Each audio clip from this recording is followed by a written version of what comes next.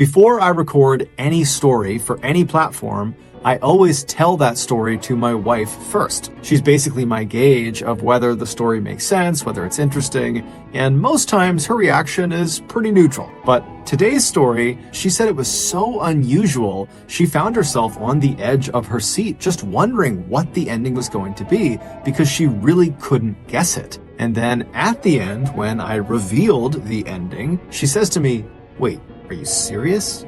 But before we get into today's story, if you're a fan of the strange, dark, and mysterious delivered in story format, then you've come to the right podcast because that's all we do. And we upload twice a week, once on Monday and once on Thursday. So if that's of interest to you, please spend a considerable amount of time out in the freezing cold with no gloves on, then come back inside and warm your hands up by placing them directly on the 5-star review button's neck. Also, please subscribe to the MrBallen Podcast wherever you listen to podcasts so you don't miss any of our weekly uploads. Okay, let's get into today's story.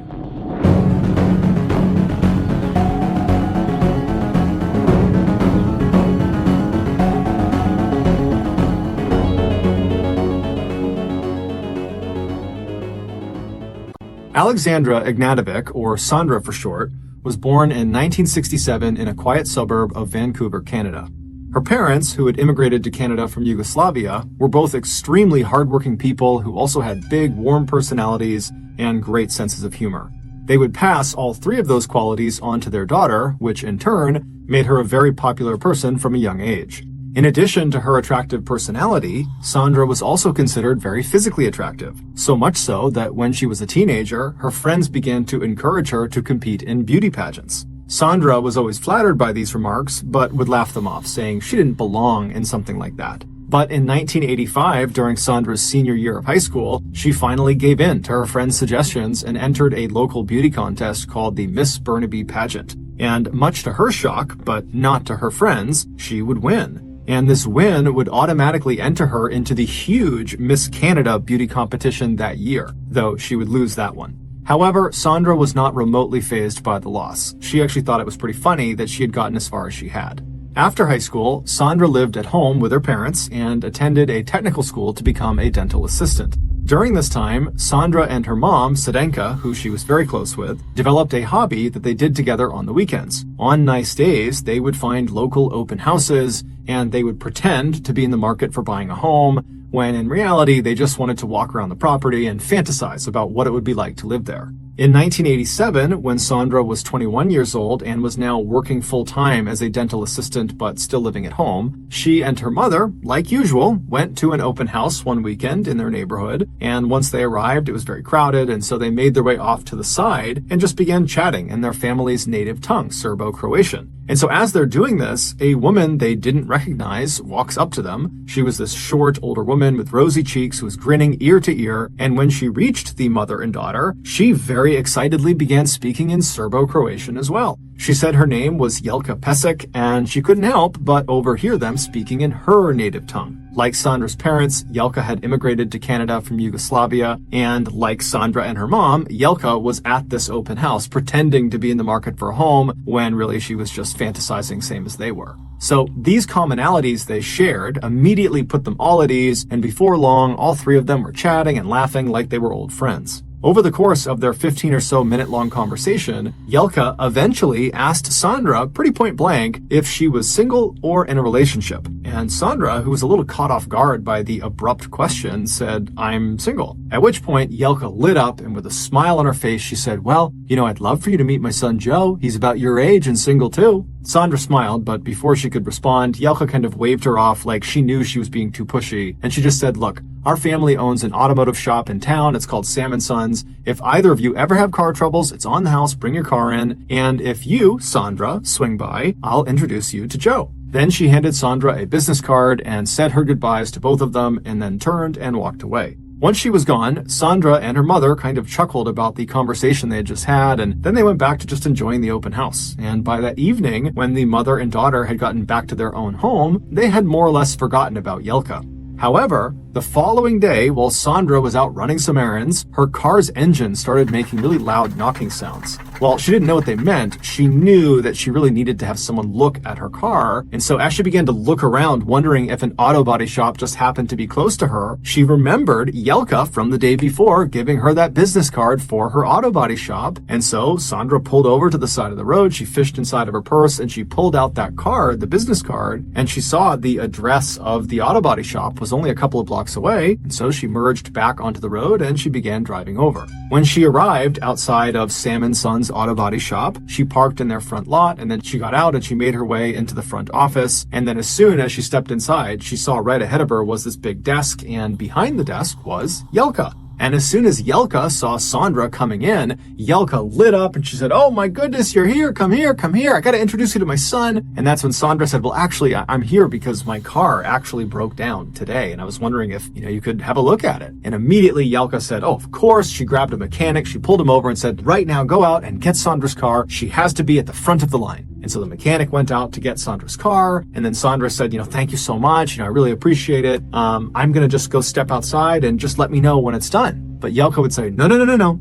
You have to meet my son. Hold on just a minute." And so Sandra just kind of stood in the waiting room, kind of feeling a little bit awkward, and Yelka ran back into the back room behind the desk, and then she came running back out a few minutes later, and just a few seconds behind her was this handsome man in a crisp suit who had short dark hair and a perfectly manicured mustache, and Yelka immediately grabbed him and kind of wheeled him out from behind the desk and brought him right in front of Sandra, and with a huge grin on her face, she says to Sandra, "This is Joe, this is my son. He's single, you're single, you two should go on a date." And so Sandra and Joe immediately laughed because it was so pushy and so forward, it was just kind of comical. But over the course of their very short interaction, they both found each other attractive and they actually agreed to meet up for a date. And over the course of the next few weeks, the pair would go on many dates and they would become inseparable. Joe would take Sandra to the nicest restaurants in town, they would go dancing, and then sometimes they'd just hop on Joe's motorcycle and go for long rides in the countryside. Less than a month after their first meeting, Sandra was already telling her family and friends that Joe might be the one. And she would be right, because almost exactly a month after their first meeting, Joe would ask Sandra to marry him, and she would say yes. Sandra was beyond excited. She knew this proposal had been abrupt, but she didn't care. She felt like Joe was perfect. However, there was one detail about Joe that Sandra hadn't really seen fully yet, and that was his mother. Sandra was aware that Yelka could be a bit pushy. After all, she did literally tell Sandra to date her son while they stood directly in front of her son. However, after that interaction, Sandra had really not spent much time around Yelka and so hadn't formed much of an opinion of her. But as soon as wedding preparations began, that would change. Yelka wanted to plan every single detail of the wedding. You should get married in this church. You should buy this gown from the store. Your bridesmaids should wear these dresses. Here's a great music list for the wedding reception. Although she presented these as suggestions, they were more like demands. At first, Sandra tried to just roll with it and allowed Yelka to have her way with a number of the decisions, but after each concession, it just seemed like Yelka would come back with even more demands. Finally, Sandra had just had enough, and she told Yelka, "You gotta stop inserting yourself into every single wedding planning decision. This is my wedding. This is Joe's wedding, not yours." And shockingly, Yelka responded by effectively saying, "I know better than you, and I'm not going to stop telling you how to have the best wedding because I want it to be the best." Sandra was dumbfounded. She felt like she literally could not stop Yelka, and so she went to her fiancé, and although she knew she was putting him in a really awkward situation, she told him he had to step in and tell his mom to back down, that she was totally overbearing and making this wedding process a nightmare. At first, Joe tried to act like Sandra was overreacting, but Sandra just was not having it, and she basically said, "I will postpone this wedding if you don't handle this." And so after a deep sigh, Joe told Sandra, "Okay, I'll go talk to my mom." And sure enough, Joe would. And Yelka would step back as a result of this conversation. However, it was plainly obvious that Yelka was not happy about this. And to show her displeasure, for the rest of the wedding planning cycle, Yelka refused to look at or talk to Sandra. But as upsetting as this was for Sandra, ultimately, she was kind of okay with it because one, Joe had demonstrated that he could have her back when she really needed him, and two, She didn't really like talking to Yelka at this point. She found her incredibly annoying, and so to have Yelka ignoring her was kind of a good deal. A few weeks before their wedding, Sandra and Joe, who at that point both still lived with their parents, decided to go out and get an apartment they could share together as a couple. And they found one. It was very small and was the only one they could actually afford, but it was relatively close to both of their families and their work, so they took it. After getting the keys, Sandra and her mom would spend a very fun weekend going out to yard sales and discount stores to decorate and furnish the apartment, and by the time they were done, Sandra and Joe loved it.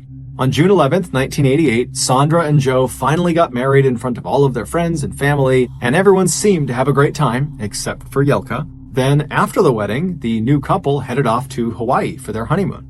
A week later, Sandra and Joe returned to Vancouver, and when they walked into their new apartment, they were both shocked.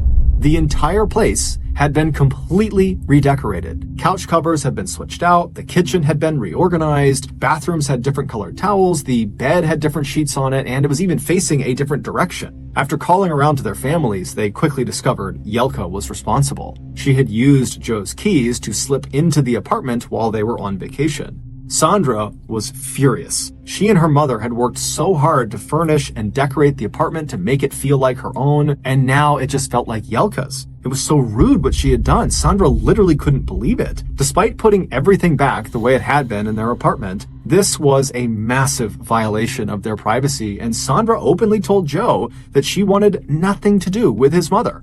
However, it wasn't that simple for Joe. Despite her transgressions, Joe still loved his mom, and he got his paycheck from his mom. She was literally his boss at the auto body shop, so he couldn't just disown her, nor did he want to. This caused a lot of friction between the couple, but ultimately they just kind of accepted that they would need to find a way to live with Yelka and her intrusive behavior because she wasn't going anywhere. But despite Sandra's best efforts to put up with Yelka, Yelka made that nearly impossible on a regular basis. Shortly after the apartment redecorating incident, where afterwards Joe and Sandra told Yelka, "You cannot sneak into our apartment when we are gone," Yelka began sneaking into the couple's apartment when they were gone. Yelka had made a copy of her son's keys and just came and went as she pleased. At first, all she did was straighten things up around the apartment and periodically would go through their fridge, throwing away old food and sometimes replacing certain food items with other food items that she believed were better in some way. At first, Joe and Sandra actually didn't notice, but when it seemed like their entire fridge was starting to become full of food neither of them remembered purchasing, they confronted Yelka, and sure enough, she admitted to it. But the way she framed it was that she was simply swinging by and dropping off groceries. After this admission, privately, Sandra told Joe that he had to step in and stop Yelka from doing this. They had already told her, "You can't do this," and she's doing it all over again. And Joe, he would tell his wife, "Oh yeah, I'm going to tell her to stop, for sure." He actually would not. And so Yelka would just continue to come in and out of their apartment as she pleased. Sandra was furious and felt like she had totally lost control of the situation. But at the same time, she started having feelings that, maybe she was overreacting. Maybe she was wrong about Yelka and she was just hypersensitive to what she was doing, and that in reality, Yelka was being really helpful. But when Yelka, during one of her secret apartment visits, removed half of Sandra's entire wardrobe from her closet and replaced it with clothing Yelka had bought, Sandra officially had had enough. Instead of waiting for Joe to come home that evening and to figure out what to do together, Sandra just hopped in her car and drove right over to her in-laws' house. When she arrived, she ran up the front steps. She didn't even knock on their door. She simply opened it and screamed at Yelka, who was straight ahead in the kitchen, that she can never come in their apartment without permission ever again. Then she screamed at Yelka to give her her clothing back immediately. Yelka seemed totally unfazed by this, and instead of saying sorry or trying to make an excuse, she just said very matter-of-factly, "You don't look good in your clothing. I know what you look good in." Then she walked over to a closet near the front door, pulled out several dresses and blouses and kind of chucked them at Sandra, and then holding her crumpled clothes in her arms, Sandra glared at Yelka for an extra second before turning and storming out of the house back to her car. When she got back to her apartment, Joe had come home at this point, so Sandra walked in and pretty much immediately laid into him. She explained how his mom had taken her clothes and that now she had just completely had it. She was done with Yelka. She can't come back in here. It's over. It's done. But while the couple fought, there was a knock on their front door. The couple stopped talking, and Joe stood up and walked over to the door, and he opened it. And shockingly, standing on the other side was Yelka and her husband, Sam.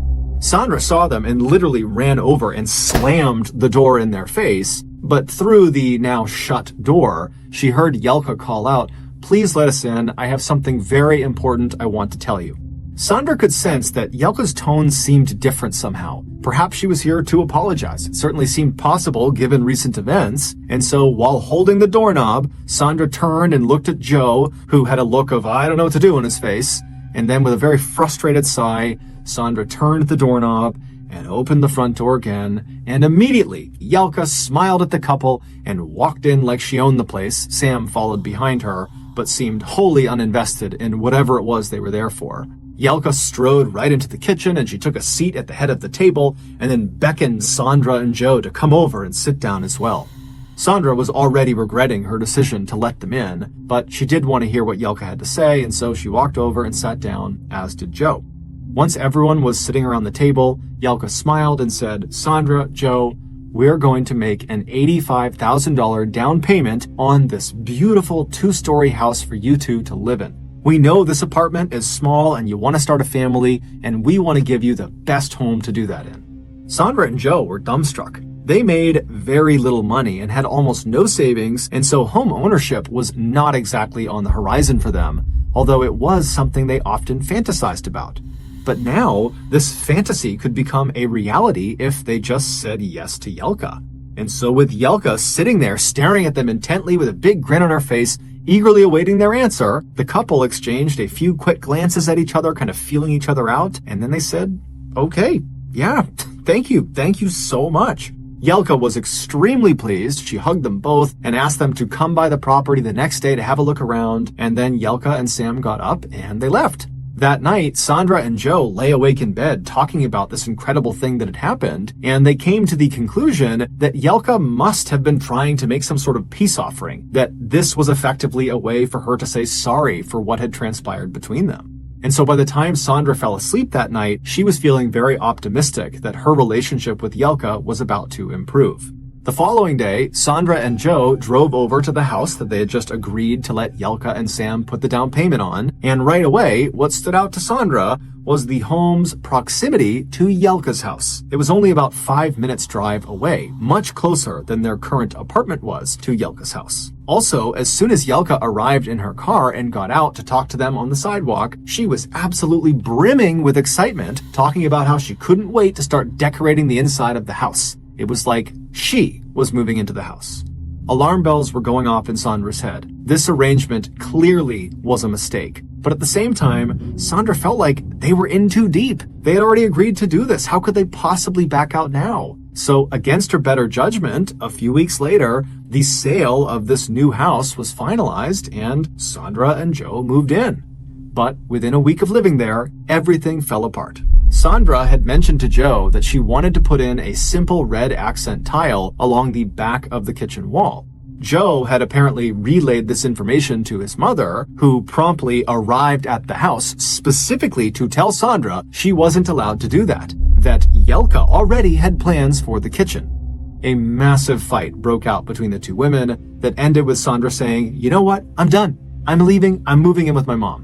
Then Sandra did just that. She grabbed her things, put them in the car, and she left. Joe, who by now seemed to have just given up trying to keep the peace between his wife and his mother, didn't even try to stop her. It looked like Joe and Sandra's marriage was destined to fail. Yelka was just too much to overcome. But only a week after moving back in with her mother, Sandra started to feel nauseous. She took a pregnancy test and it revealed that she was pregnant. She was going to have Joe's baby. Sandra had a decision to make: return to Joe and by extension return to Yelka, or raise the child on her own.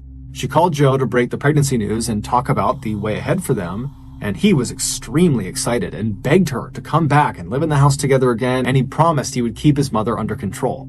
By the end of the call, Sandra decided she was willing to go back and give it another shot, not because Joe was so convincing or that she thought Jelka was really going to change, but because she felt like she owed it to her unborn child. And much to Sandra's surprise, once she moved back into the house with Joe, it actually was much better than before. Namely because Jelka actually seemed to be giving them space. Clearly, Joe had laid down the law with her, and Jelka was respecting it. She gave them so much space that by the time Sandra actually gave birth to her son Brandon, she found herself secretly starting to kind of like Jelka, just a little bit. 6 months after Brandon was born, Sandra and Joe were both starting to feel very run down from being on baby duty 24/7, and so Joe suggested they go out on a date night that Friday. Sandra loved the idea and asked Joe to get them a babysitter, and then once he said he had, they made reservations for their favorite restaurant.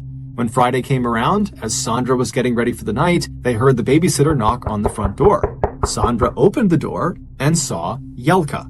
Despite her recent good behavior, Sandra was still very much on edge, wondering when the old Jelka was going to come back out again. And so her immediate reaction to seeing Jelka on the other side of this door was, "What are you doing here?" Jelka looked at her funny and said, "I'm your babysitter. Joe asked me." Sandra immediately whipped her head around and looked at Joe, who was now standing very sheepishly in the middle of the room. Before Sandra could say anything to him, Jelka had slipped past her into the house and was already talking about how she and Brandon were going to have such a wonderful night together and that everything was going to be just fine. Sandra shut the door and then grabbed Joe and pulled him into another room and told him she didn't like this, that he should have told her he was going to have her babysit their son.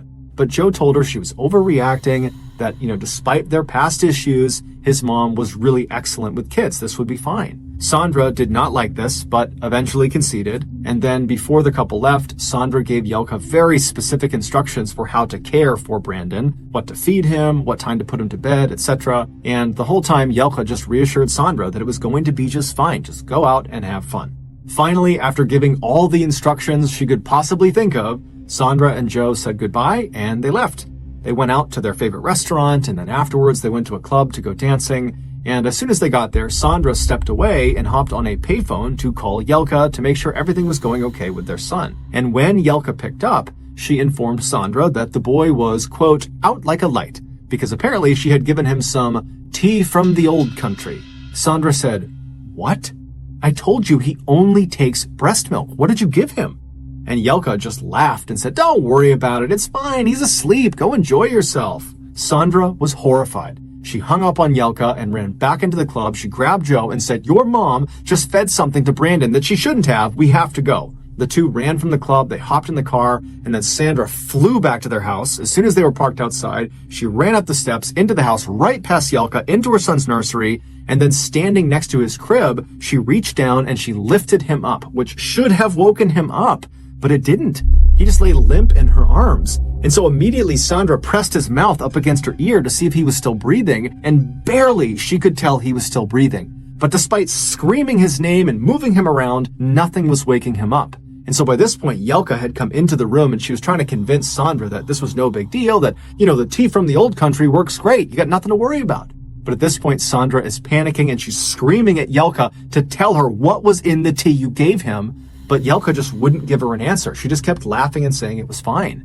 And so finally, Sandra just takes her son and runs past Jelka, runs past Joe. She runs out to the car. She strapped her little boy into his car seat, and then she flew to the emergency room. And then when she got there, she hopped out. She's carrying her baby. She's hysterically crying. And she runs in through the doors, and all the doctors and nurses, they run over, and they take the child from her, and they're asking all these questions. They're trying to figure out what's going on, and they start feeling for a pulse. And they would find one. However, it was very, very slow. And so they whisked Brandon away into an exam room to work on him and figure out what was going on. Meanwhile, Sandra just had to pace in the waiting room, crying hysterically, having no idea what's happening to her boy. But luckily, just a few minutes later, one of the doctors would come back out of the exam room and they would tell Sandra that, we think your son's going to be just fine. We don't know what he consumed, but whatever it was not good, and he should never have that again. And then he told Sandra she could come back and actually be with her son again. And so Sandra left the waiting room and she went down the hall. She went into the room where her son was. And there, laying on this bed with wires and tubes connected to him, is her little boy, who still looks totally lifeless. And so Sandra walked around and she sat down next to the bed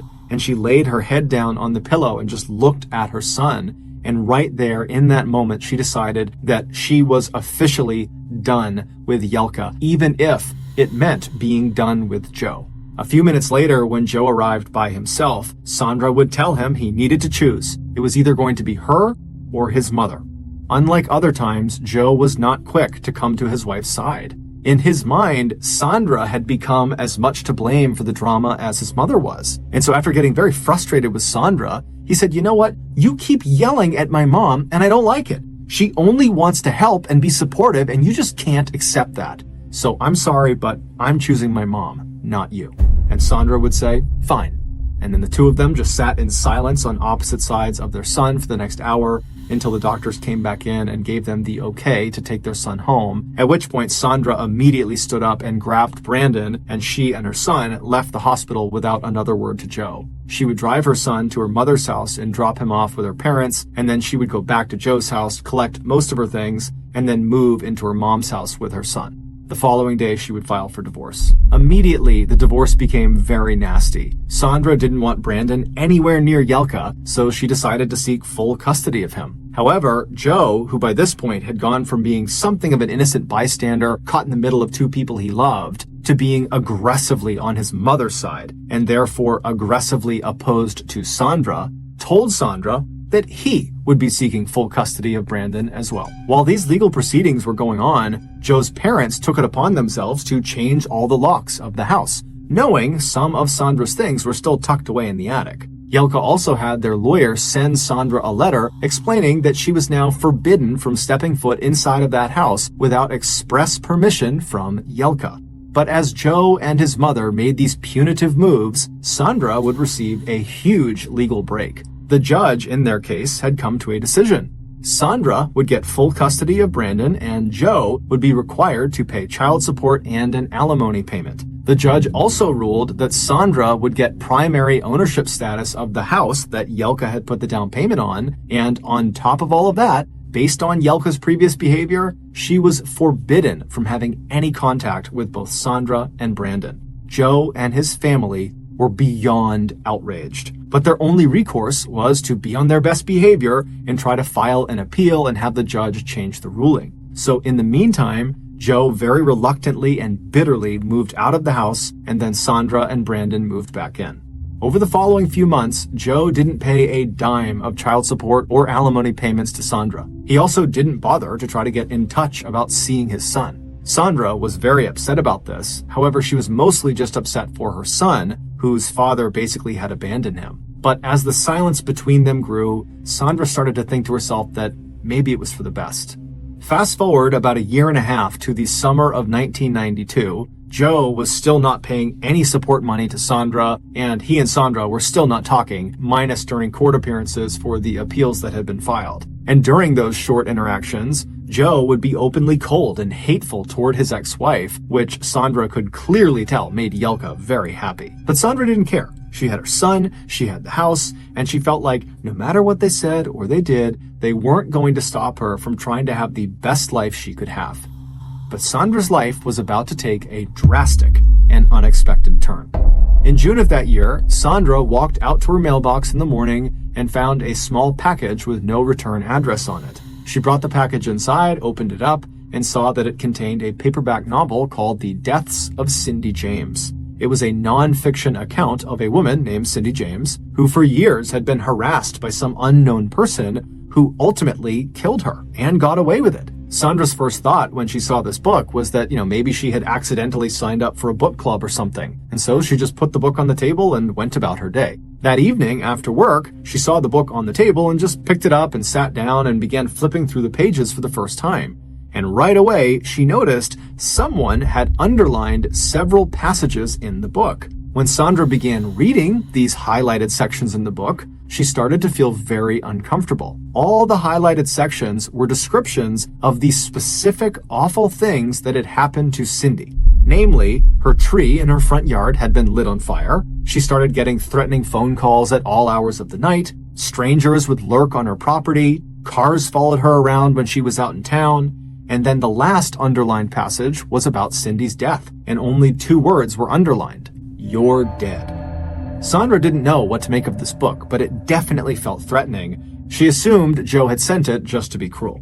2 days later, Sandra was sitting in her living room with a friend when they both suddenly heard a strange sound coming from the outside of the front of her house. All of the windows that looked into the front yard had the curtains drawn, and so Sandra and her friend stood up and walked over and pulled one of the curtains aside, and right in the middle of the front of her property on her front lawn, her tree was on fire, just like the Cindy James book. In fact, as soon as Sandra saw this, she handed Brandon to her friend and she ran into the kitchen and she grabbed the book, the Cindy James book, and she ran back and she flipped through the pages and she found the passage about the tree and she showed it to her friend and she said, "Look, someone sent me this 2 days ago and now they're doing what's happening in the book to me." Sandra would call the fire department and the police department and they would all show up and they would put the fire out. And then afterwards, Sandra would speak to the officers and she would explain the situation about her divorce and how she'd received this book, but the police didn't have much they could do. Even if Joe had done this, there was no proof. So they just told her to, be vigilant and report anything strange you see, and if you call us, we'll come out immediately. Over the following weeks, a man started calling Sandra's house in the middle of the night. He never said anything, he just breathed into the phone.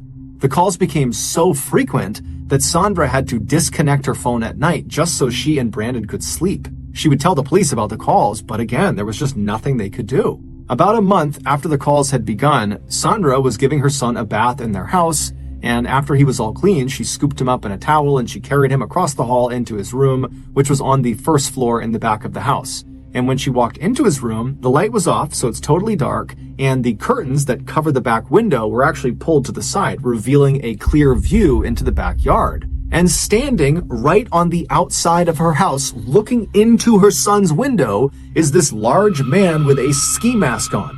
And he can clearly see that Sandra is looking at him, but he's totally unfazed. In fact, when he can tell that Sandra has made eye contact with him, he leans forward into the glass before turning and walking out of sight. Sandra immediately runs all over her house, making sure all the doors are locked, and then as she's reconnecting her phone to call 911, she hears banging on windows and she hears banging on the walls, and then by the time the police show up, there's no sign that anybody was there. And so once again, the police had to say to her, "Sorry, you're on your own." The next day, when Sandra noticed a car was now clearly following her in town, she realized all of the underlined sections of the Cindy James book had now happened to her in real life, except for one, the last underlined section, the one where Cindy dies. Scared for her life, Sandra hired a private investigator to both watch her home and try to figure out who was behind this, but after a couple of weeks, the nightly calls and occasional footsteps outside of her windows at night continued, and the private detective had gotten no closer to figuring out who was behind this. However, he did tell Sandra that he had been following Joe around and watching him and his family, and they all appeared to just be living a normal life. On the afternoon of August 5th of that year, so 2 months after receiving the Cindy James book in the mail, Sandra walked out of her dental office with her coworker Bernice. That day, Sandra was supposed to give Bernice a ride home. So the pair walked across the parking lot to the road where Sandra's car was parked. Sandra hopped in the driver's seat and fired up the engine, while Bernice hopped in the passenger seat and bent down to shove her bag underneath the seat below her. As Bernice was bent down, she suddenly heard gunfire on her left. She screamed and stayed bent forward, gripping the back of her head to protect herself, and then when the shooting stopped, Bernice sat up and looked out the front window and she saw a red car speeding away from them. Then she turned to look at Sandra and she saw her coworker was slumped forward. 2 of the 6 shots that had been fired from that red car had struck Sandra in the head. Bernice ran out of the car and she got help, and before long the police and paramedics were there, but by the time they reached Sandra, it was too late. She was already deceased. After her death, the police immediately turned their attention to Joe as their primary suspect. However, despite showing no emotion when he was told the mother of his child had just been murdered, he did have a rock-solid alibi. He had been at a public swimming pool during the shooting and even had a receipt to prove it. But the police just weren't buying it. Something seemed off about him. So they began staking out Joe's parents' house, which is where he was living at the time, watching to see what Joe did and who he talked to. And for the first 4 days, nothing unusual happened. But on the 5th day, the police were watching the house from a distance when Yelka suddenly came out the front door and hopped in her car and started to back down her driveway. But before she reached the end of the driveway, she came to a stop. Then a man came running out of her house who was neither Joe nor her husband, and he climbed into the back seat of her car and then laid down on the floorboards so no one could see him. The police thought this was very odd, so they decided to trail Yelka. They would follow her to a nearby mall parking garage where she and this man would climb out of the vehicle and go into the mall at different times, as if they were trying to make it seem like they didn't know each other. One of the officers would stay in the parking garage watching Yelka's car, while the other officer went into the mall to see what these two were up to. But very quickly, that officer lost sight of both Yelka and this man, and so he had to return back to the parking garage with his partner. A little while later, the two officers watched as Yelka returned to her car, and then a few moments later, so too did this man, who promptly climbed back into her car and got down on the floorboards out of sight again. The police would trail Yelka back to her house, where as soon as she parked in the driveway, the man in the back climbed out and walked to the front of the property, hopped in a parked car, and drove off. The police followed this man and pulled him over less than a mile away, and when he got out of the car, something fell out of his pocket that blew the case wide open. It would turn out Joe really hadn't been involved in what happened to Sandra. However, his mother Yelka had. She had grown to hate Sandra so much she had decided she wanted to get rid of her, and she had just the plan in mind. Yelka was obsessed with the story of Cindy James, and so she decided she would force Sandra to relive Cindy's nightmare all the way to its grisly conclusion. After doing some digging, Yelka discovered one of her family friends, a man named MrBallen Podcast, had connections to a hitman named David Segoviano. David was really just a seedy criminal willing to do just about anything for money. Yelka instantly told MrBallen to hire David to take out Sandra. However, she stressed that David had to first carry out all the underlined segments of the Cindy James book before he shot her down. Because Yelka didn't just want to kill Sandra, she wanted to torture her first. MrBallen Podcast was the man who was hiding in Yelka's car. The two had driven to that mall so that Yelka could take $30,000 in cash out of a bank that she was paying to MrBallen for organizing the hit. And then MrBallen was going to take a portion of that and pay it to David, the shooter. And so when MrBallen got pulled over by police, when he stood up, the cash that he had been paid by Yelka was jammed in his pockets. And so literally he stood up and hundreds of dollars began falling out of his pockets. And very quickly the police were able to figure out what it was for. Less than a year later, Yelka, MrBallen, and David were tried and convicted for the murder of Sandra Pesek. They were all given the maximum sentence for first-degree murder in Canada, which is 25 years. Joe Pesek was never charged with a crime. As for Sandra's son, he would go on to be raised by Sandra's mother.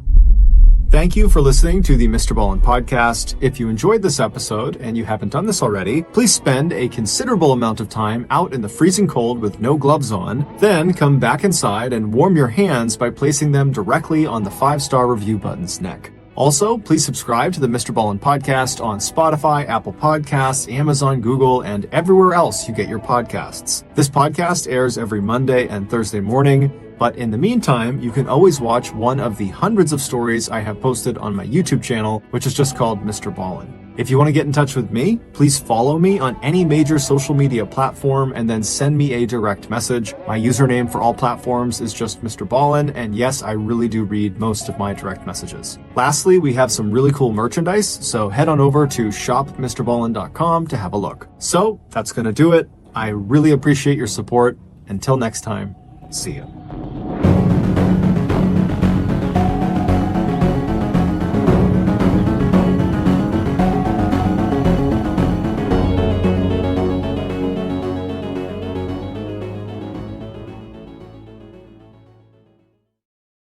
Today's story is the remastered audio from my most popular YouTube video, which is titled "This Man Terrified the FBI." And as of this recording, that video has over 13 million views and counting in under a year. Part of the reason this episode has been so popular on YouTube is because it does a really good job of showcasing what pure evil looks like.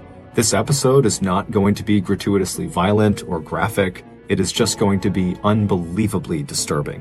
As such, listener discretion is advised. But before we get into today's story, if you're a fan of the strange, dark, and mysterious delivered in story format, then you've come to the right podcast, because that's all we do, and we upload twice a week, once on Monday and once on Thursday. So if that's of interest to you, please replace the 5-star review button's eye drops with Egyptian fox urine. Also, please subscribe to the MrBallen Podcast wherever you listen to podcasts so you don't miss any of our weekly uploads. Okay, let's get into today's story.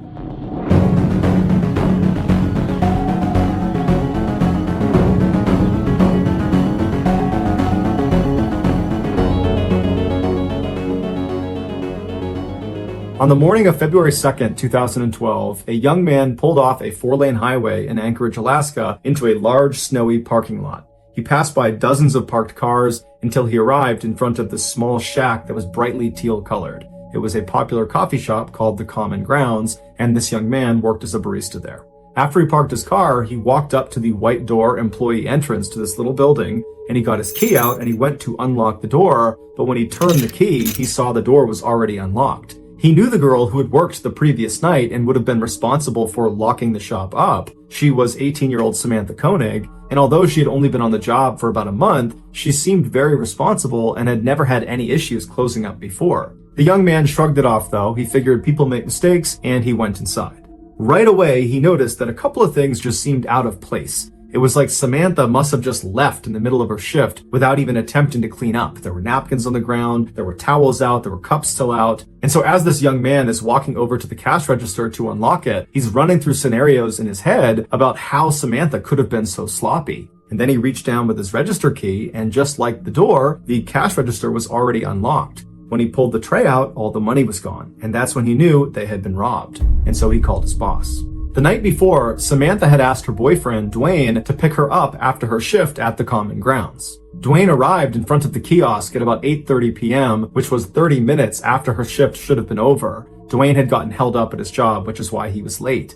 And so when he gets there, Dwayne looks around the parking lot and he doesn't see Samantha anywhere. He sees the coffee shop itself is totally dark and looks like it's been closed up for the night. And so Dwayne gets out of his truck into the freezing cold night air, and he walked up to the window of this coffee shop and he pressed his face up to the glass to look inside, but there was nobody in there. Dwayne automatically went back to the fight he had gotten into with Samantha earlier in the night via text message. She had accused him of cheating on her. He had been kind of nonchalant, like he didn't care about it, and what ensued was a really ugly fight. And so as Dwayne is walking back to his truck, he's thinking to himself, maybe Samantha just didn't want to see him because of the fight. And so at the end of her shift, she got a ride home from her father or maybe from a friend, and that's why she's not here. And so Dwayne gets back inside of his truck and he sends a text message to Samantha asking if she's okay, if she's gotten home. But after several minutes of no response from her, Dwayne, even though they were fighting, he still cares an awful lot about his girlfriend. He decides, I gotta go by her house and make sure she's there and that she's okay. And so a couple minutes later, he gets to her house, he goes up to the door, and her single father, James, answers the door. Dwayne explains that he didn't see Samantha after her shift and just wanted to make sure she was here, but James says, she's not here. I have no idea where she is. I haven't spoken to her. And so the two men go into James's kitchen, they sit down, and they start texting and calling Samantha to try to figure out where she is. And after a couple of minutes, Dwayne's phone lights up, and it's a text message from Samantha. And the message clearly indicates that she's still very upset with Dwayne, but she's saying that she needs some time to think and that she's going to be with some friends for a couple of days, and would he, Dwayne, let her father know where she was. And so Dwayne shows James the text message, and Samantha's father looks at it and he's thinking to himself, this is very uncharacteristic of Samantha. He had raised Samantha since she was 2 years old, and they were very close. They shared everything with each other. It didn't make any sense that she wouldn't contact him directly to say that she was going to be out with friends for a couple of days. And it didn't make sense that she would ignore all of his phone calls and text messages when clearly he was worried about her. The two men stayed up super late, calling and texting, hoping to get more information from Samantha, but she never responded. She never texted back. And so the following morning, when neither men had gotten any more messages from Samantha, James went to the Anchorage Police Department and filed a missing person report for his only daughter. After receiving this missing person report, an officer with the Anchorage Police Department called the owner of the Common Grounds coffee shop to ask about Samantha. And the owner actually said they just got a call from their barista that was working at the kiosk that morning, and they had informed them that apparently there had been a robbery and no one can get in touch with Samantha. No one knows where she is. The owner told the police officer that as soon as she got her hands on the security footage from the night before, she would send it over to the police department.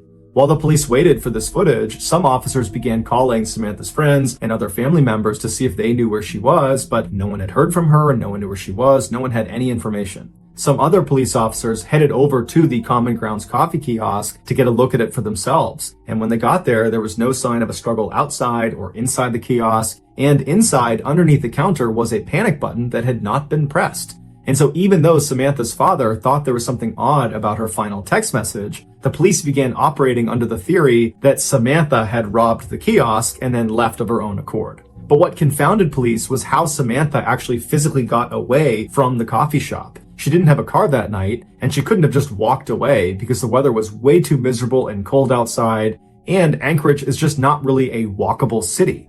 And so if Samantha was telling the truth, that she was just taking a couple of days to be by herself with some friends at their place, then why didn't any of her friends know where she was? This question was answered later that day when the owner of the coffee shop made the security footage available. The footage, which has no audio, picks up around 8 p.m. on February 1st, 2012, which was the night Samantha went missing.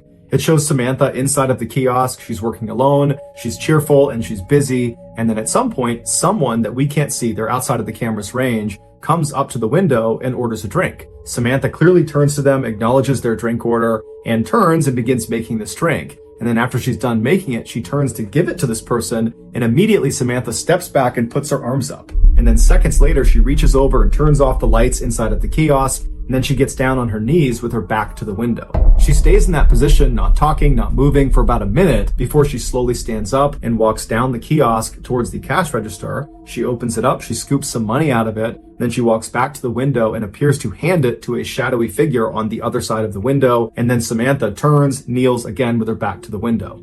2 more minutes go by before this person outside the window leans their entire upper body inside of the coffee shop. They reach down and they appear to tie Samantha's hands. Now, because it was dark inside of the kiosk, the footage winds up being extremely grainy, and there's no way to identify who this figure is. Although it's fairly obvious that it's a male. He's wearing a big sweatshirt and he's got a hat pulled down low over his face.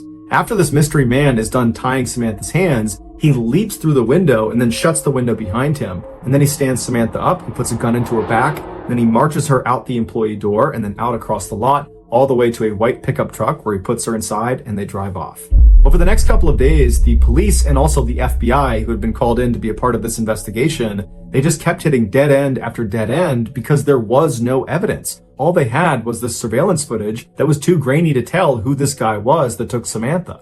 Meanwhile, Samantha's father, James, had rallied the support of nearly all 300,000 people that lived in Anchorage to go out and look for his daughter. His efforts were so profound, it had attracted major news outlets across the country, and suddenly his daughter's story had grabbed national headlines everywhere. This led to strangers donating thousands of dollars to fund a reward for anybody that had information about Samantha's whereabouts. But despite this reward growing in size every single day, and the national news media becoming increasingly more interested in this case, no one came forward with useful information that led to developments in this case, and Samantha never got in touch with Dwayne or her father. Then on February 24th, so 3 weeks after Samantha's gone missing and no one's heard from her, Dwayne got a text message from Samantha's phone, and it was directing him to a particular sign inside of a nearby public park. And so Dwayne and James read this text, they shared it with the police department, and then they raced to this park and actually beat the police there by about 15 minutes. And so Dwayne and James, they walk through the gates and they start walking down this main trail and they stop in front of this sign. It was actually a bulletin board, and tacked on the bulletin board was a Ziploc bag, inside of which was a typed ransom note. And on the ransom note, literally Xeroxed onto it, was a black and white photo of Samantha. And in this photo, Samantha looks kind of dazed, like she's got a blank expression, and she's not really looking at the camera, she's looking just to the side of the camera. And then in this picture, a man is holding a copy of the Anchorage Daily News newspaper that's dated February 13th, 2012. This was a proof of life photo where Samantha's captor was holding up that newspaper to indicate that Samantha was alive as of February 13th. And so to everybody involved in this case, including Samantha's father, even though this is still not a good situation at all, it was kind of a relief to know that at least as of last week, Samantha was alive. As for the demands of this ransom note, James was told to deposit $30,000 into his daughter's account immediately, and if he did that, she would be released 6 months later. As advised by the FBI, James deposited a portion of the ransom money into his daughter's account, and then the FBI just waited and watched, because they knew if anyone tried to withdraw money from that account, they could track where the card was. A few days later, 3 separate withdrawals were made within Anchorage, but each time the FBI got a notification about one of these withdrawals, they would rush to the scene, and whoever it was that had tried to make this withdrawal was long gone. When they pulled the security footage from these 3 different ATMs, the person that was making these withdrawals was a man wearing a ski mask and big sunglasses, so they had no way to identify him. After these withdrawals, the account went silent for over a week, and in that time, there was no word from Samantha. Then on March 7th, more withdrawals were made, but they were in Arizona, and then New Mexico, and then in Texas. Again, authorities would rush to these ATMs, but they would get there right after the masked man with sunglasses had just left. But there was a break this time. In one of these surveillance videos from one of the Texas ATMs, they spotted the car this guy was getting into before he left. And it was a small sedan, it was a white Ford Focus, and they saw him leave going east on a Texas highway. And so authorities in Texas were told to look out for this particular car in this part of Texas. And sure enough, on March 13th, a Texas patrolman spotted the car sitting in a hotel parking lot. He waited nearby until a man in his 30s walked out of one of the hotel rooms, walked down and got inside the car. And then this patrolman just kind of followed him and looked for any reason to pull him over. And as he had his radar gun on this guy, he noticed he was going 2 miles per hour above the speed limit. And so he pulled him over. The patrolman got out, he walked up to the driver's side window, the window was already down, the man was very calm. The patrolman asked him for his license, and the guy handed him an Alaskan license. His name was Israel Keys, he was 34 years old, and he lived in Anchorage. The patrolman knew this was the guy. He called in backup, and before long they were searching Keys' car, and in the trunk they found a ski mask along with other clothes that matched the description of the guy who was making withdrawals from these different ATMs. They also found a gun, as well as Samantha's cell phone and debit card. After Keys was arrested and was brought into custody, he denied having any involvement with Samantha's disappearance. But after being presented with the overwhelming evidence that suggested otherwise, he caved and said yes, he would tell them the full story of what happened to Samantha, but they had to get him an Americano coffee, a peanut butter Snickers, and a cigar. Once he had said items, he began to speak. And what he said was so disturbing and so graphic, the FBI still has not released the full transcript of his confession. Here is the version of events based on what was made public. On February 1st, 2012, Keys decided he was going to rob the Common Grounds coffee kiosk. He walked up to the window expecting there to be some teenager working inside, and he was right. It was Samantha. He asked her for an Americano, and while she turned to make his drink, suddenly his plan changed. Not only was he going to steal money from inside of this coffee shop, he decided he was going to steal Samantha from this coffee shop. When she turned back with his drink and handed it to him, he discreetly pulled his gun out and aimed it at her and told her this was a robbery. That's when she backed up and put her hands up, and then she turned around, he tied her hands, he jumped back inside, and then he said after he shut the window, he jammed napkins inside of her mouth so she couldn't make any sound, and then he marched her out the door, outside, into his car, and they took off. Once they were in the vehicle, he pulled the napkins out of her mouth, and he told her if she tried to escape or if she tried to flag anybody down, that he would just kill her. And so he said she was very obedient, she was obviously very scared, but she was trying to do her best to stay composed. At some point, Keys reached over and took her phone and sent that text message to her boyfriend informing him that she was going to be spending a couple of days with friends and that he should tell her father. And then Keys told Samantha he was going to be holding her hostage and trying to extract some ransom money. Samantha told Keys that her family was very poor and that he wouldn't get much money out of them. To which Keys said, "Don't worry about it, I know they'll raise money and they'll come up with it somehow." Then they drove around Anchorage for several hours, periodically stopping so Samantha could get out and relieve herself, other times so Keys could smoke a cigar. Then around midnight, Keys made his way back to his house, and he pulled into the driveway, and he turned to Samantha, and he had her go in the back seat and lie down. Then he put some tarps over her, and he told her if she tried to escape, he would kill her. And then Keys got out, and he walked inside of his house, where his 10-year-old daughter and his girlfriend were fast asleep. And in just a few hours, Keys and his daughter were scheduled to go to New Orleans for a 2-week-long luxury cruise. Keys left his house and went back to his car. He put a blindfold on Samantha and then led her down the driveway to his shed. Once inside, he sat her down on an upturned bucket in the back of the shed, and then he put a rope around her neck, and he anchored each end of the rope to the wall so she was pinned to the wall. Then Keys turned his radio all the way up to make sure it masked any noise she might make, even though he reminded her repeatedly that if she made any noise, he would just kill her, and by and large, she was very obedient. And then he gave her a couple of cigarettes to smoke and told her it was going to be just fine, to just chill out, that he was going to get the ransom money from their family, and then as soon as that was done, he would let her go. He turned on some space heaters to keep the space warm, and then he left and locked the door. He walked back into his house and double-checked that his daughter and his girlfriend were still asleep, They were. Afterwards, he started drinking some wine and relaxing. And then after a little while, he got a cup of water and he went back out to the shed. He went inside and he gave the water to Samantha. And he said Samantha was very composed. She was obviously frightened, but she asked him, "Did you speak to my father? Did you figure out the ransom situation?" And Keyes told her that, "Yes, I talked to your father. Everything's working out fine. He's going to raise the money. We're going to get you out of here. Everything's going exactly to plan." After that, he walked up to Samantha and he unscrewed the 2 anchors that were holding that rope up against her throat. And then he cut the zip ties on her wrist, allowing her to relax and sit forward and just kind of be at ease for a second. And it was very obvious that Samantha was relieved. Her nightmare was about to be over. But then seconds later, Keyes grabbed her really aggressively and tied her up all over again, this time much more thoroughly and much more tightly. It had been a cruel trick. When he cut her handcuffs and undid her necktie, he just wanted to see what she would do if she thought she was being let go. When in reality, he was never going to let her go. There was no ransom. He had not spoken to her father. It was all a big lie. Keyes told investigators that as he was tying her up for that second time, he looked at her face and she had this look of total resignation. He said she knew what was about to happen to her. After Keyes tied her up, he left the shed and locked it behind him. He went inside to check one more time to make sure his 10-year-old daughter and his girlfriend were still asleep. When they were, he went back to the shed, he opened it up, he went inside, and this time when he stepped inside, it smelled like urine and sweat, and he looked down at Samantha and she was terrified. He walked up to her and he began to assault her, and then after he was done, he was standing over her getting his clothes back on, and Samantha very stoically looks up at him and says, "Are you going to kill me?" And he says, "Yes, I am." As he put on his leather gloves, she tried to talk him out of it, but he said there was no other way.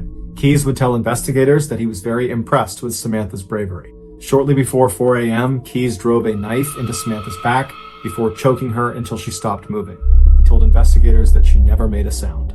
After she was dead, Keyes left the shed and locked it behind him. He went into his house, he took a shower. Afterwards, he woke up his daughter and told her to start getting ready because they were leaving soon for the airport. While his daughter was getting ready, Keyes went back out to the shed, he went inside, he rolled Samantha's body up in a tarp and pushed her towards the back. He unplugged the space heaters, turned off the lights, turned off the music, and then double locked the shed and went back inside the house to make his daughter breakfast. At 5 a.m., a cab showed up at the house, and Keyes and his daughter hopped inside and they made their way to the airport and then on to New Orleans, where they went on their 2-week-long vacation. After they got back, Keyes went inside of his shed, he unrolled Samantha from her tarp, and by his account, she still looked fairly lively, and so he dressed her in some new clothes, he put lots of makeup on her face, he braided her hair, and then he stitched her eyelids open so it gave the impression she was alive and alert. And then he held up a copy of the Anchorage Daily News next to her and then took several photos, creating that proof of life photo for the ransom note. If you want to see this photo, you can Google it, but that's up to you. After he took these pictures, he chopped her body up into pieces and then disposed of her in a nearby frozen lake. It would turn out Samantha was not Israel Keyes' first victim. He was in fact a serial killer who specifically preyed on completely random people because he enjoyed watching them die. Over the years, he had hid what he called kill kits all over the United States, which were these caches filled with weapons and other tools designed to capture and kill people. This way, no matter where he was in the country, when he had an urge to go kill someone, he would just go to his nearest kill kit, dig it up, and then go target a random stranger. And he didn't care if you were young, old, big, small, male, female, alone, or in a group. Everyone was a target of opportunity.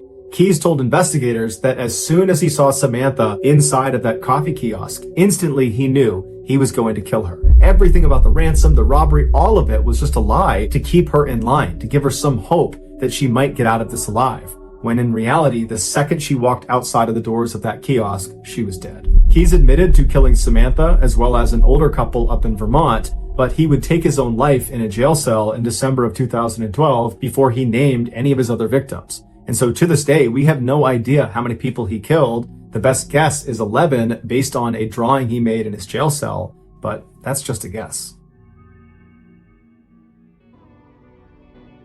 Thank you for listening to the MrBallen Podcast. If you got something out of this episode and you haven't done this already, please replace the 5-star review button's eye drops with Egyptian fox urine. Also, please subscribe to the MrBallen Podcast on Spotify, Apple Podcasts, Amazon, Google, and everywhere else you get your podcasts. This podcast airs every Monday and Thursday morning, but in the meantime, you can always watch one of the hundreds of stories I have posted on my YouTube channel, which is just called MrBallen. If you want to get in touch with me, you can direct message me on any major social media platform. My username on all of them is just @MrBallen, and I really do read the majority of my direct messages. Lastly, we have some really cool merchandise, so head on over to shopmrballen.com to have a look. So that's going to do it. I really appreciate your support. Until next time, see ya.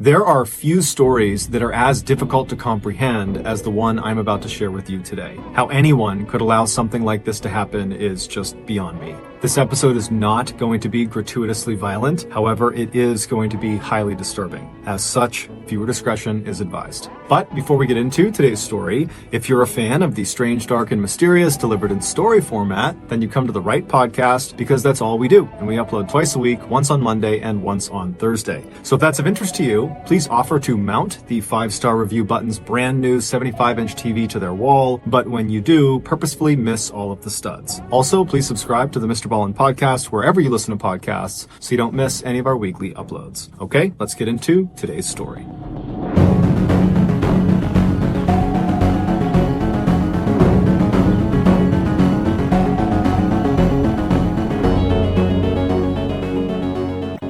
Rachel Berkheimer was born on January 16, 1984 in Everett, Washington, which is a city that is located 25 miles north of Seattle and sits on the banks of the Puget Sound, which is a large inlet of the Pacific Ocean. At the time of her birth, Rachel's parents, Bill and Denise, already had one child, a daughter named Megan, and so when Rachel arrived, they decided their family was complete. Initially, there was some concern that Rachel could have some health issues, because by the time she was 2.5 years old, she still was not talking, and so her parents were concerned she could be deaf. But shortly after they went to a specialist about her hearing, Rachel would say her first words, and then from that point onward, her parents could not get her to be quiet. As a youngster, Rachel had a huge imagination. In preschool, she would pretend her fingers were imaginary friends and she would speak to them during class, often getting in trouble because of this. She also had a prized collection of troll dolls, who she gave very intricate backstories to. By the time Rachel was in grade school, she had developed a keen sense of humor. Specifically, she had the gift of mimicry. She could basically become any of her friends or her family members, and everyone thought it was really funny. In addition to her bubbly personality, Rachel was also a very gifted athlete who was always one of the very best players on her basketball, soccer, volleyball, or track team. All this despite growing to be only 4 foot 11 inches tall. Speaking of her smaller stature, even though she was not self-conscious about it, Rachel did wear 4-inch platform shoes virtually everywhere she went, including just going out to the mailbox. In high school, unsurprisingly, Rachel became very popular. Her father joked that he was her answering machine because her many friends would call the house day and night looking for her.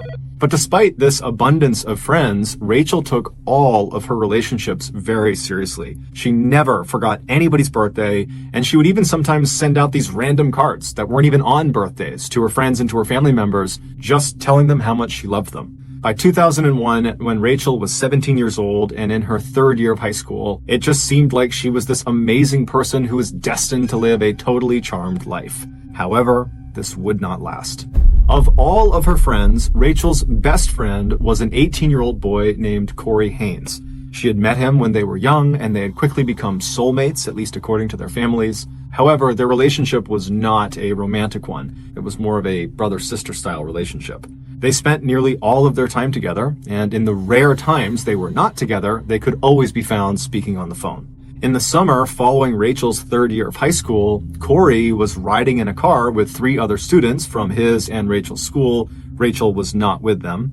And at some point, the driver of the vehicle lost control of it and started to flip off the road. And when it finally came to a stop 100 feet away from the road, Corey and one of the other student passengers, a 17-year-old named Levi Whiting, were both unfortunately deceased. When Rachel heard the news about this crash, she fell apart. Not only was Corey literally her best friend in the world, but but she was also very close with Levi as well. And so over the rest of that awful summer, Rachel spent most of her time crying in her bedroom, looking at pictures of her and Corey and her and Levi. Her older sister, Megan, would say that Rachel was just beyond heartbroken. It was like all of the joy and happiness that normally characterized her was just gone. Finally, that summer did come to an end, and it was time for Rachel to return to Marysville Pilchuck High School to begin her fourth and final year. Her family hoped that finally being around some other students again would help heal her and help her move on. But unbelievably, over the course of that school year, 4 more students, all of whom were friends with Rachel, would die. There was a suicide, there was a drowning, a hit and run, and an accidental shooting. It was like the school was cursed.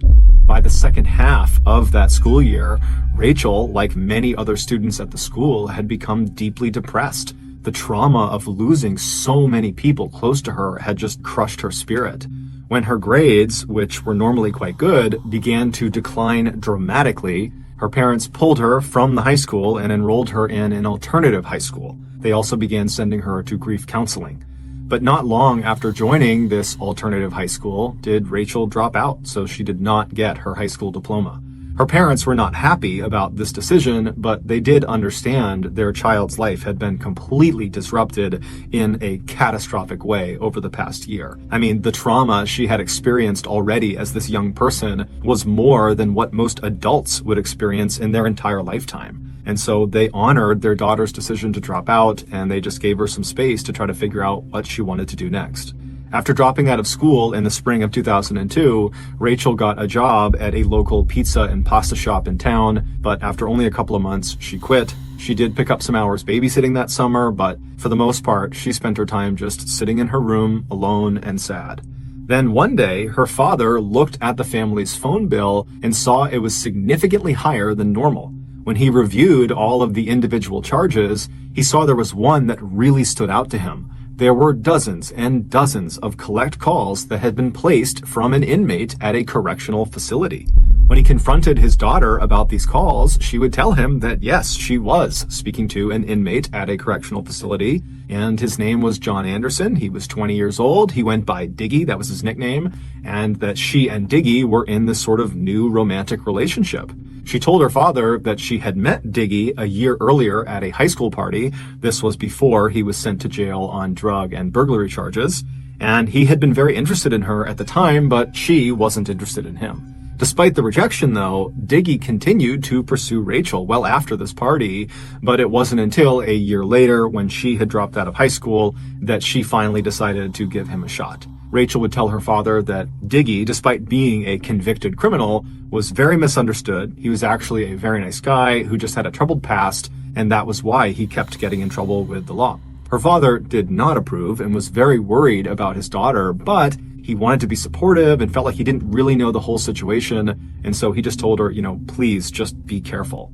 Not long after this father-daughter talk, Diggy got out of prison, and so Rachel, who had spent the better part of the last year shut up in her room, was now suddenly going out all the time to see him and his group of friends. It's important to understand here that Diggy and his group of friends were in reality just a group of petty criminals and drug dealers for the most part. However, they thought of themselves as a full-fledged, organized criminal gang, and they were very proud of it. And they even referred to themselves as the Northwest Mafia. And Diggy was very clearly their leader. Quickly, it became apparent to Rachel's family that a big part of, quote, spending time with Diggy and the Northwest Mafia was partying and doing drugs and drinking alcohol. And so naturally, the parents were very concerned for their daughter, who they felt was really starting to go down the wrong path in life. So over the next couple of months, Rachel's parents and her sister all tried to gently convince Rachel to stop spending so much time with Diggy and his crew because they were a totally bad influence on her. But Rachel was adamant that Diggy and his crew was making her happy, and that right now, that was what she needed, that she needed to be around them, that they were really just awesome people, and that you gotta trust her. And her family, they didn't trust her. They felt like, maybe she's going through a phase where she wants to date, a bad boy. They didn't really get it, but they also didn't have a way of getting through to her. It seemed like she was just convinced this is what she needed to be doing now, and so they just were kind of at a loss. Then, one day, it seemed like everything had just magically fallen into place. It It was on a sunny morning in late July of that year. Rachel's father was outside working on his garden when his daughter, Rachel, suddenly appeared looking happier than she had in a long time. Bill smiled back at her and was like, "What's going on? Why are you so happy?" And she would tell him that she had a plan. She was going back to school and she was going to become a medical technician. And she was just absolutely beaming as she's telling him this news. When she was asked what had brought about this incredible change, she explained that she had recently made a new friend who was encouraging her to do this. She said his name was Maurice Rivas. He was 18 years old like she was, and he was a part of the Northwest Mafia. She told her dad that she had previously interacted with him when she first started seeing Diggy a few months earlier, but she had never really had a real conversation with him. She'd only just kind of waved and said hi whenever they were at gatherings together. But a few days earlier, when she was at a Northwest Mafia party, she and Maurice just kind of happened to find themselves alone, and so they struck up a friendly conversation. And during that talk, Maurice confided in Rachel that he was actually really unhappy and he wanted to leave the Northwest Mafia and he wanted to go back to school since he had actually dropped out of high school as well. And when Rachel heard him say this, she had an epiphany. She realized she felt exactly the way he did. She didn't like being in the Northwest Mafia. She didn't even know why she was in the Northwest Mafia. She didn't know why she was seeing Diggy. And it was like it all clicked for her. And so she confided in Maurice, this guy who she barely knew. She said, "You know what? I feel the same way. I don't want to spend time with these people. I want to go back to school." And so this random conversation they had at this party really immediately bonded them together. It was like they both had been harboring this deep, dark secret, but now only with each other, they could discuss it openly. And it was very liberating for them. And so by the end of this first real conversation they had, the pair had promised each other that they were going to get out of the Northwest Mafia. They were going to go back to school. They were going to clean up their acts. They were going to fix their lives. And they were going to do it together. They were going to support each other and have each other's back. Rachel would even joke with her father that they were already talking about when they went back to school that they would go to senior prom together, although she assured her dad that their relationship was totally platonic. This was not a romantic thing. Bill, her father, had no idea what to say. This was literally the best case scenario. It was the thing her family had been hoping for over these last several months, and it seemed like it was finally happening. And so he told Rachel he was so proud of her. He gave her a big hug and said, "Look, if you need anything, just let me know." And Rachel smiled and she gave him a hug back, and then she turned around and skipped back inside the house. And sure enough, over the next 2 months, Rachel did act very differently. She started very intentionally getting her life back together. She started spending more time at home with her family, and she started going to church with her mom, and she also began reconnecting with some of her older high school friends who had always been a positive influence on her. And so by September of that year, Rachel did seem like she was more or less back to her old happy self. Except there was one element of her life, of her old life, so to speak, that she was not able to shake. And that was her relationship with Diggy. She just could not end it. She had tried to, but apparently he didn't want to break up. And so they fell into this sort of weird on and off again relationship that kept Rachel periodically going back to these Northwest Mafia gatherings. Her family was obviously unhappy about this particular detail, but they did feel confident that given her recent changes, that she would eventually break it off for good with Diggy. And so until that happened, they were actually quietly grateful that her new friend Maurice was also still spending time with the Northwest Mafia. He too was kind of struggling to fully break contact with them. And so the family was thinking, well, yeah, they do need to leave, but for the time being, when they're at these gatherings, at least they'll have each other. On September 23rd of that year, Rachel was invited to a Northwest Mafia get-together, and she did agree to go. Before she left her house, she did not give her family very much information about what she was doing or where she was going. All they knew was that apparently she was going out to see some friends. And so that night, when Rachel did not come back home, her family was definitely concerned about her, but they assumed she must have made plans to stay out at this friend or friend's house for the night. And since she didn't have a cell phone, they couldn't call her to confirm that, and so they just had to wait until the next day to see if she would show up again. But the next day arrived, and Rachel did not show up again, and when her family began calling around to her various friends' houses, both old and new, no one seemed to know where she was. For a couple of days, the family continued to call around town and even drove around town putting up posters, asking people to come forward if they had seen her, but there was no sign of her. And so finally, on September 27th, the family went to police and they officially reported Rachel missing. The police immediately jumped into action, sending out units to scour all corners of Everett, Washington, and the surrounding areas. They also began questioning virtually anyone who was even remotely affiliated with Rachel in hopes they might know something. But despite this really aggressive initial push by police, it led to nothing. Then, out of nowhere, someone very unexpected came forward and gave the police a huge tip. And this tip would ultimately lead police to discover the truly unbelievable story of what happened to Rachel. The following is that story. After leaving her house on the afternoon of September 23rd, the day she told her family she was going to see friends, Rachel made the short drive over to 16-year-old Nathan Lovelace's house. He was going to be the host for that evening's get-together with the Northwest Mafia. When she arrived, Nathan, along with Rachel's good friend Maurice and a 17-year-old named Matthew Durham, were sitting in the living room, and while they waited for more friends of theirs to arrive, Nathan's father suddenly came home. Apparently, he had gotten off work early, and so not wanting to hang out around the prying eyes of a parent, the trio decided it would be better if they just left and spent their night at someone else's house. And so they made their way over to Kevin Jihad's house. Kevin was a 32-year-old, and he owned his own place. When they arrived, they found Kevin, along with 22-year-olds John Whitaker and Jeffrey Barth, and 20-year-old Tony Williams, all sitting around in the living room, just kind of joking around. They're playing video games, they're drinking alcohol, and they're smoking marijuana. Rachel, along with Maurice, Nathan, and Matthew, just took up spots on the couch right near the entrance to the room, and before long, they were joking around and having a good time too.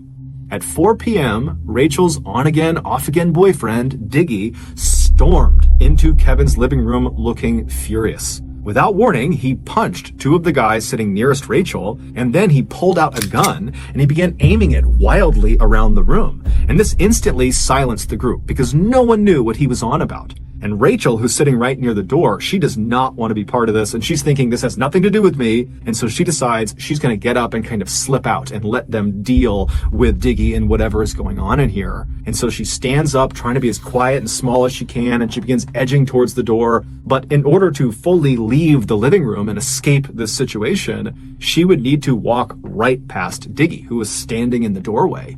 And as she got closer to him, about to make that move out of the room, Diggy seemed to notice her, and he put his gun down, and he turned to face her, and then he turned his whole body, so he was squared up with Rachel, as if he was getting ready to fight her. And then Rachel just kind of tried to make herself as small and as timid as she possibly could, and she tried to just slip past him, but right as she did, Diggy reached out with his left hand, and he grabbed her scalp, he grabbed her hair, and then he wound up and he blasted her in the face with his right hand, and then with his left, he kind of chucked her back into the room she had just tried to escape from. And then the worst night of Rachel's life would begin. As soon as she hit the floor in that room, she tried to scramble back to her feet, but before she could, she was getting punched and kicked by Diggy and several other of her friends who had just been sitting in the room joking around with her, and then the others who were in the room who were not actively participating in beating her, which included Maurice Rivas. They sat there idly doing nothing while Rachel screamed for their help. When her screams got so loud, Diggy was concerned the neighbors would hear her. One of the idle onlookers in the room, 20-year-old Tony Williams, simply turned the music up to drown her screams out. After a few horrible, violent minutes, Diggy told the others to stop, at which point he reached down and he grabbed Rachel's hair again and dragged her out of the room, and then he dragged her across the kitchen floor and through a door that led into the garage. Once she was inside the garage, he jammed a dirty sock into her mouth and he covered her mouth over with duct tape, and then he bound her wrists and her body with rope, and then once he was certain she could neither make any noise or go anywhere, he pushed her over so she was laying on her side all bound up, and then he just left. He went back into the house and back into the living room with the others. What Rachel was not aware of was this entire night was a setup. Diggy was furious with her, most likely due to a combination of rage that she had tried to break up with him and just jealousy that she was now showing affection to other men in the group, such as Maurice and a few others. And so Diggy had ordered the other members of the Northwest Mafia to help put her in her place. It was unclear exactly what he meant by this, but all of the mafia members knew this meant physically harming Rachel in some way, and they agreed to it. Originally, the plan had been to lure her to Nathan's house under the false pretenses of just a normal night hanging out with some friends, and then at some point, Nathan, Matthew, and her close friend Maurice would abduct her and bring her to Diggy for whatever else he had planned for her. But Nathan's dad had come home early before they could enact their plan, and so when that happened, Nathan had to sneak off and privately call Diggy and ask what to do next. And Diggy, who was totally frustrated by this, just said, you know what, bring her to Kevin's house and we will all deal with her when she gets here. So when Rachel sat down on the couch in Kevin's house next to Maurice and her other friends, who she thought she was just enjoying a fun night out with, in reality, they were all acting. They were trying to act like this was just another night and kind of get her off guard so that when Diggy came storming into the room pretending to be mad, which was the sign, they would all attack her. But now that the plan had worked and Rachel had fallen into their trap and had gotten badly beaten up and was restrained and helpless in the garage, Diggy didn't have a plan for what they were going to do next. So instead of doing anything, the 8 guys who had just beaten up and restrained Rachel just simply went back to doing drugs and drinking and playing video games in the living room. Then, a few hours later at 9 p.m., Kevin's girlfriend, Trissa Connor, she came home, and when she did, she entered the house through the garage. And when she saw Rachel laying on the ground, restrained, badly beaten up, her left eye is totally swollen, she ran over to her because, one, she actually didn't know who Rachel was. So this is just a random girl in her garage that's beaten up and restrained. And so she runs over to her, she rips the tape off of her mouth, she pulls the sock out, and right away, Rachel is pleading with her to let her go, she won't tell anyone, and Trissa is totally confused because she really has no clue what's going on. She was not a part of the plan to harm this girl, and so Trissa just instinctively runs into the house. She does not make any contact with the guys in the living room. She goes straight into the kitchen and she gets a knife, and then she runs back into the garage and she begins cutting through all of Rachel's restraints to free her. But before she could finish the job, Diggy apparently had heard the commotion of Trissa coming in and heard her running around the house. And so Diggy comes storming into the garage. He sees what Trissa is doing. He runs over and he grabs her hands and he physically stops her from freeing Rachel. And then he threatens Trissa that he's going to harm her if she lets Rachel go. And so Trissa, amazingly, at this point, despite clearly seeing something very bad is happening to this girl, instead of continuing to try to fight this and figure out what's going on and maybe try to help this girl, she just gets mad at Diggy and says, I don't want this in my house. What are you doing? I don't want this girl in my house. You know what? I'm going to call the cops if you don't get rid of her. Meaning, I don't care what you do with her, but I don't want this in my house. I don't want to be involved with whatever this is. And then she promptly begins to leave Rachel alone with Diggy. She starts walking away, and Rachel, she's heartbroken. This was her way out. She was about to be let go, and now Trissa is leaving her behind. And so Rachel's begging her to come back. Please, you gotta let me go. But Trissa didn't listen. She walked into the house and shut the door behind her. And then Diggy, who was still in the garage, he just immediately turned around. He tied Rachel back up. He stuffed the sock back in her mouth. He taped her shut. And then he went right back into the house and shut the door, leaving Rachel all alone again. But a few minutes later, Diggy would come back, this time with John Whitaker, and the two of them would show up with this black duffel bag, this huge bag. And they walk over to Rachel, who's now whimpering in the corner. She'd kind of pushed herself to the side. And they lifted her up and they forced her small body into this black bag, and then they zipped it shut. And while they did this, Matthew Durham, who had been in the living room, he had gone outside and gotten his red Jeep, and he had backed it up to the closed garage door. And then once Diggy and John had Rachel secured in this bag, they opened the garage door up and they put her in the back of the Jeep and they shut the Jeep's back door. And then Diggy ordered John, along with Matthew and Rachel's friend Maurice, who had just come outside, to just go drive around town with Rachel in the trunk until he, Diggy, figured out what they were going to do next. And so the trio hopped in the red Jeep and did what their leader told them to do. They began driving around Everett with Rachel in the trunk, and this whole time Rachel could clearly hear anything that was said inside of the vehicle, but apparently during this initial drive around, the trio didn't talk, so it's unclear if she understood who was actually with her. But eventually, during this drive around, one of the 3 young men in the Jeep got a call from Diggy, who told them he had his plan, so come pick him up. At this point, the trio decide, for whatever reason, to just dump Rachel somewhere, basically stash her somewhere in her bag,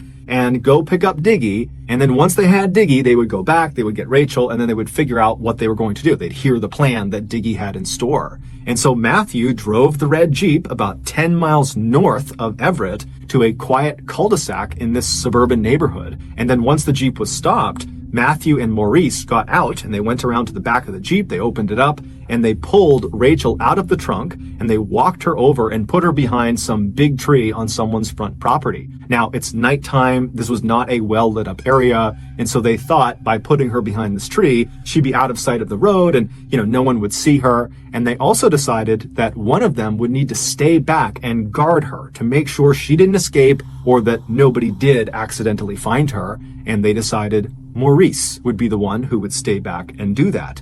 And so after Rachel has been planted behind this tree, Maurice made his way over and he sat down next to her. And then Matthew and John, they just drove off in the Jeep to go get Diggy. And so once the Jeep had driven off, Rachel, who could clearly hear their discussions and she could hear the Jeep pulling off, she knows she is now alone with her good friend Maurice. And so this is her opportunity to plead with him to help her. And so as soon as she hears that Jeep is gone, she starts screaming through her gag on her mouth to try to get his attention. And it worked. Maurice quickly unzipped the bag and pulled her gag off, but he didn't untie her. And right away, Rachel, she is so upset. She's frantic. And she says to Maurice, "They're going to kill me if you don't get me out of here. You have to free me." And Maurice was just very nonchalant. And he said, "Yeah, I think you're making a big deal about this. You're going to be fine. Just go along with it. It's not a big deal." But Rachel couldn't believe what she was hearing. And so she's saying, "Maurice, don't you get it? They are going to kill me. This is the chance. Let me out. Save me. You're supposed to be my friend. Let me go." But Maurice just continued to do nothing. He just kept telling her it wasn't a big deal. She was blowing this up out of proportion. And then at some point, Rachel, after quite a bit of time had passed, and now she's thinking, Diggy and the others, they're going to be back soon. And so she says to Maurice, "You know what? If they're going to kill me, I just don't want to be drowned. I'm terrified of being drowned. At least make them shoot me. Make it quick." And at this, Maurice just doesn't say anything. And instead, he reaches down and he grabs the sock and he puts it in Rachel's mouth. He puts the tape over her mouth and then he presses her down into the bag and he zips it shut. And then he waits for Diggy and the others to come back. And sure enough, just a couple of minutes later, Matthew, John, and Diggy returned in the Jeep to the cul-de-sac. They got out and they lifted Rachel up inside of the bag and they brought her back over and put her in the trunk of the Jeep, which now contained 4 new shovels. And then once the trunk was shut, all 4 men piled inside as well. And then Diggy told Matthew to head out to a particular off-roading spot he was familiar with. It was about 30 miles to the northeast. And over the course of this hour-long drive, Rachel could hear everything being said inside of this Jeep. And she would have heard all the details of exactly what Diggy had planned for her. And so she knows what's going to happen to her, but she can't do anything about it. She's just bound in the back of this Jeep. And so around midnight, they reached their destination, this off-roading site, which was basically this thick forest at the foot of a mountain near a small pond. And once they parked, the men got out, leaving Rachel in the trunk with the trunk shut, and they began walking around the back of the vehicle and started looking on the ground until Diggy said he had found a spot that he really liked, and it was about 10 or 15 feet behind the vehicle. And so once this spot was identified, the men walked back to the Jeep, they opened up the trunk, and they left Rachel, but they pulled out their shovels. Diggy, John, and Matthew, they all took their shovels and walked to this designated spot on the ground, and they began digging, but Maurice didn't.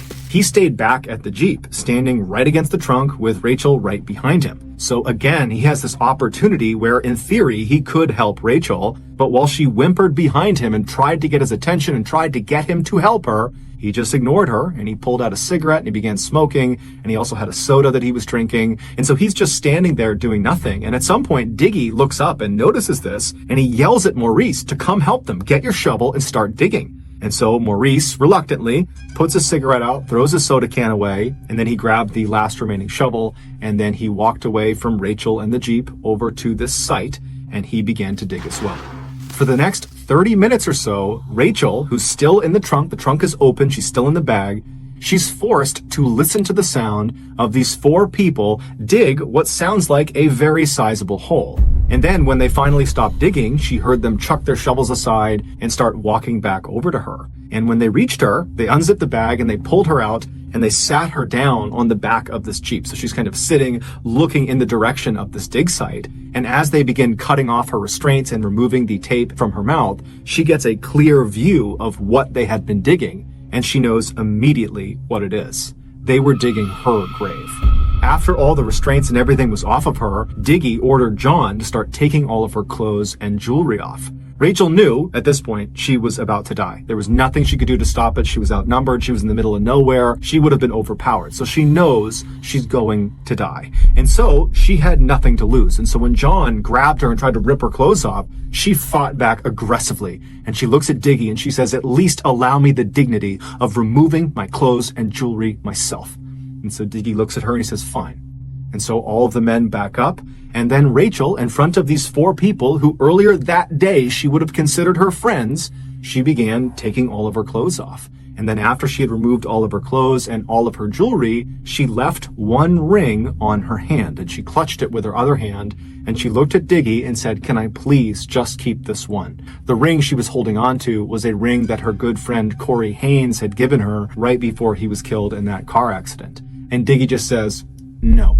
And he reaches out and he literally pulls it off of her hand. And so standing there completely naked and alone and terrified, Rachel was then ordered by Diggy to start walking towards the grave. And so Rachel, with as much grace as she could muster, stood up straight, took a deep breath, and began walking. And then she finally reached the edge of the grave, at which point Diggy told her to walk down inside. And so Rachel very carefully turned around and lowered herself down into the grave. And then she stood up in the middle of the grave with her back to her attackers, at which point Diggy said, "Get on your knees." And so she did this, and as soon as she was down on her knees, she looked skyward and she pressed her hands together and put them right up against her chest, and she began praying. And as she's looking upward towards the sky, Diggy laughs at her and says, "Don't worry, you'll be up there soon." And then Diggy pulled his gun out, he aimed it at her back, and he began firing the gun. And he shot several times into the back of her head, into her back, and then his gun jammed, at which point he cleared the jam, he reloaded his gun, and then fired even more shots into her body. And then he put his gun away, and he, along with the other 3 men who had just witnessed this and participated in this, used their shovels to fill the hole back in, covering her up. Once she was buried, the men rounded up all of her things, along with the shovels and the murder weapon, and they chucked it into the nearby pond.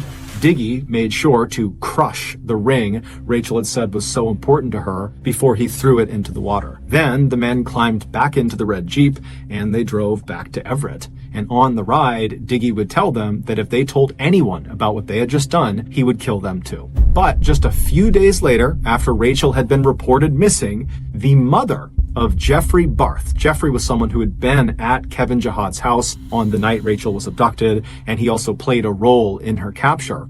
His mother, Jeffrey Barth's mother, behind his back, went to police and told them that she thought her son knew something about Rachel's disappearance. And so the police, they rushed to Jeffrey and they interviewed him, and he would quickly say, "Oh, I don't know anything, but you should talk to Matthew Durham." Matthew, if you remember, was the driver the night Rachel was killed. He also helped dig her grave and he witnessed her murder. And when police spoke to Matthew, at first he refused to speak and tried to act tough, but when the police ratcheted up the pressure, he cracked and he told them everything, including where to find Rachel's body. And as soon as it became clear the police had Rachel's body, every other member of the Northwest Mafia who had been involved in Rachel's murder rushed to speak with the police because they were all trying to save themselves by blaming the other people in the group. And so that is why we have such a clear picture of exactly what happened to Rachel in her final moments, because those responsible told the police everything. During their trials, all 8 of the accused Northwest Mafia members were smug and did not take responsibility for their actions. But the worst of all of them, by far, was Diggy. During his trial, he smiled, and he even repeatedly turned around to look at Rachel's family so he could laugh at them and wink at them. Ultimately, all 8 of the accused were found guilty of various charges ranging from rendering criminal assistance all the way up to first-degree murder. 16-year-old Nathan Lovelace, whose home was supposed to be the site of the kidnapping, was sentenced to 116 days in jail.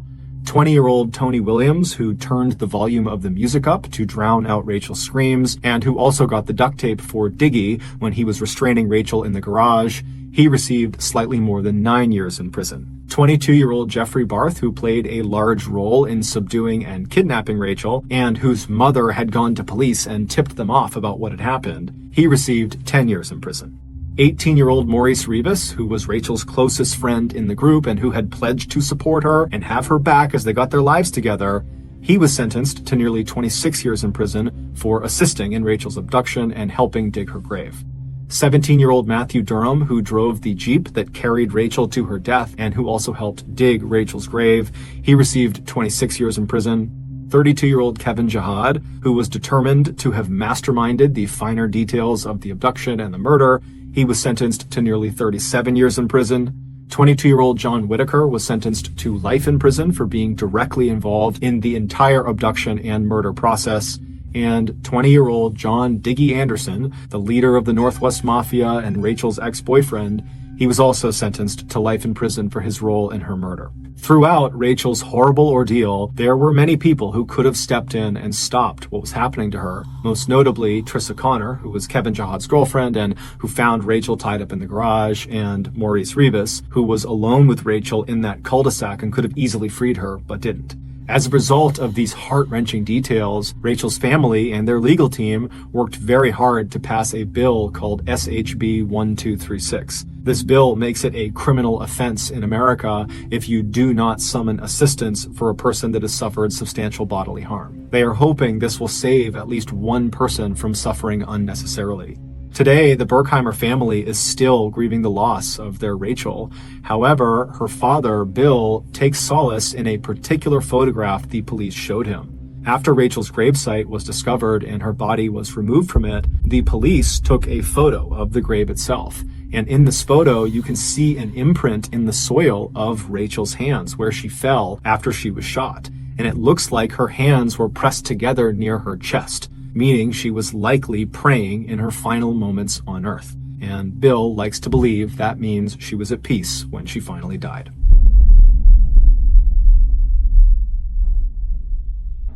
Thank you for listening to the MrBallen Podcast. If you enjoyed this episode, please offer to hang the 5-star review button's new 75-inch TV on their wall, but purposefully miss all of the studs. Also, please subscribe to the MrBallen Podcast on iTunes, Amazon, Spotify, and everywhere else you get your podcasts. This podcast airs every Monday and Thursday morning, but in the meantime, you can always watch one of the hundreds of stories I have posted on my YouTube channel, which is just called MrBallen. If you want to get in touch with me, you can direct message me on any major social media platform.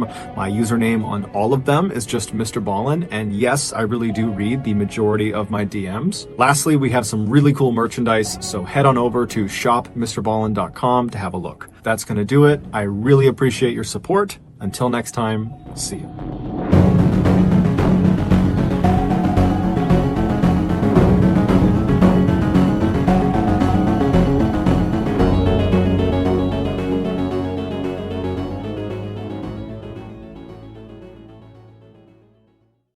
We've all heard about scorned ex-lovers lashing out at their former partners when the relationship comes to an end, but it's unlikely you've ever heard of what happens between the lovers in today's story. It is quite possibly the most unlikely outcome of a failed relationship ever.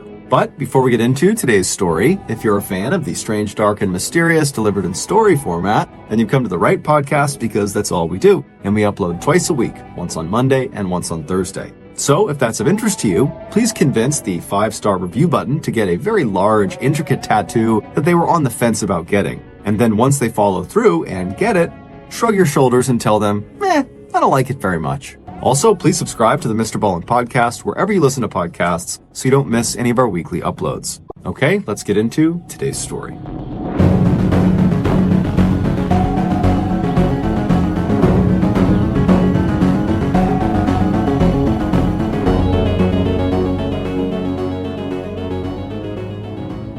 Michelle Hadley was born in 1985 in Ontario, California, a city located 40 miles east of Los Angeles. Her parents, who owned a small manufacturing business in town, never had a ton of money, but they always had enough to make ends meet.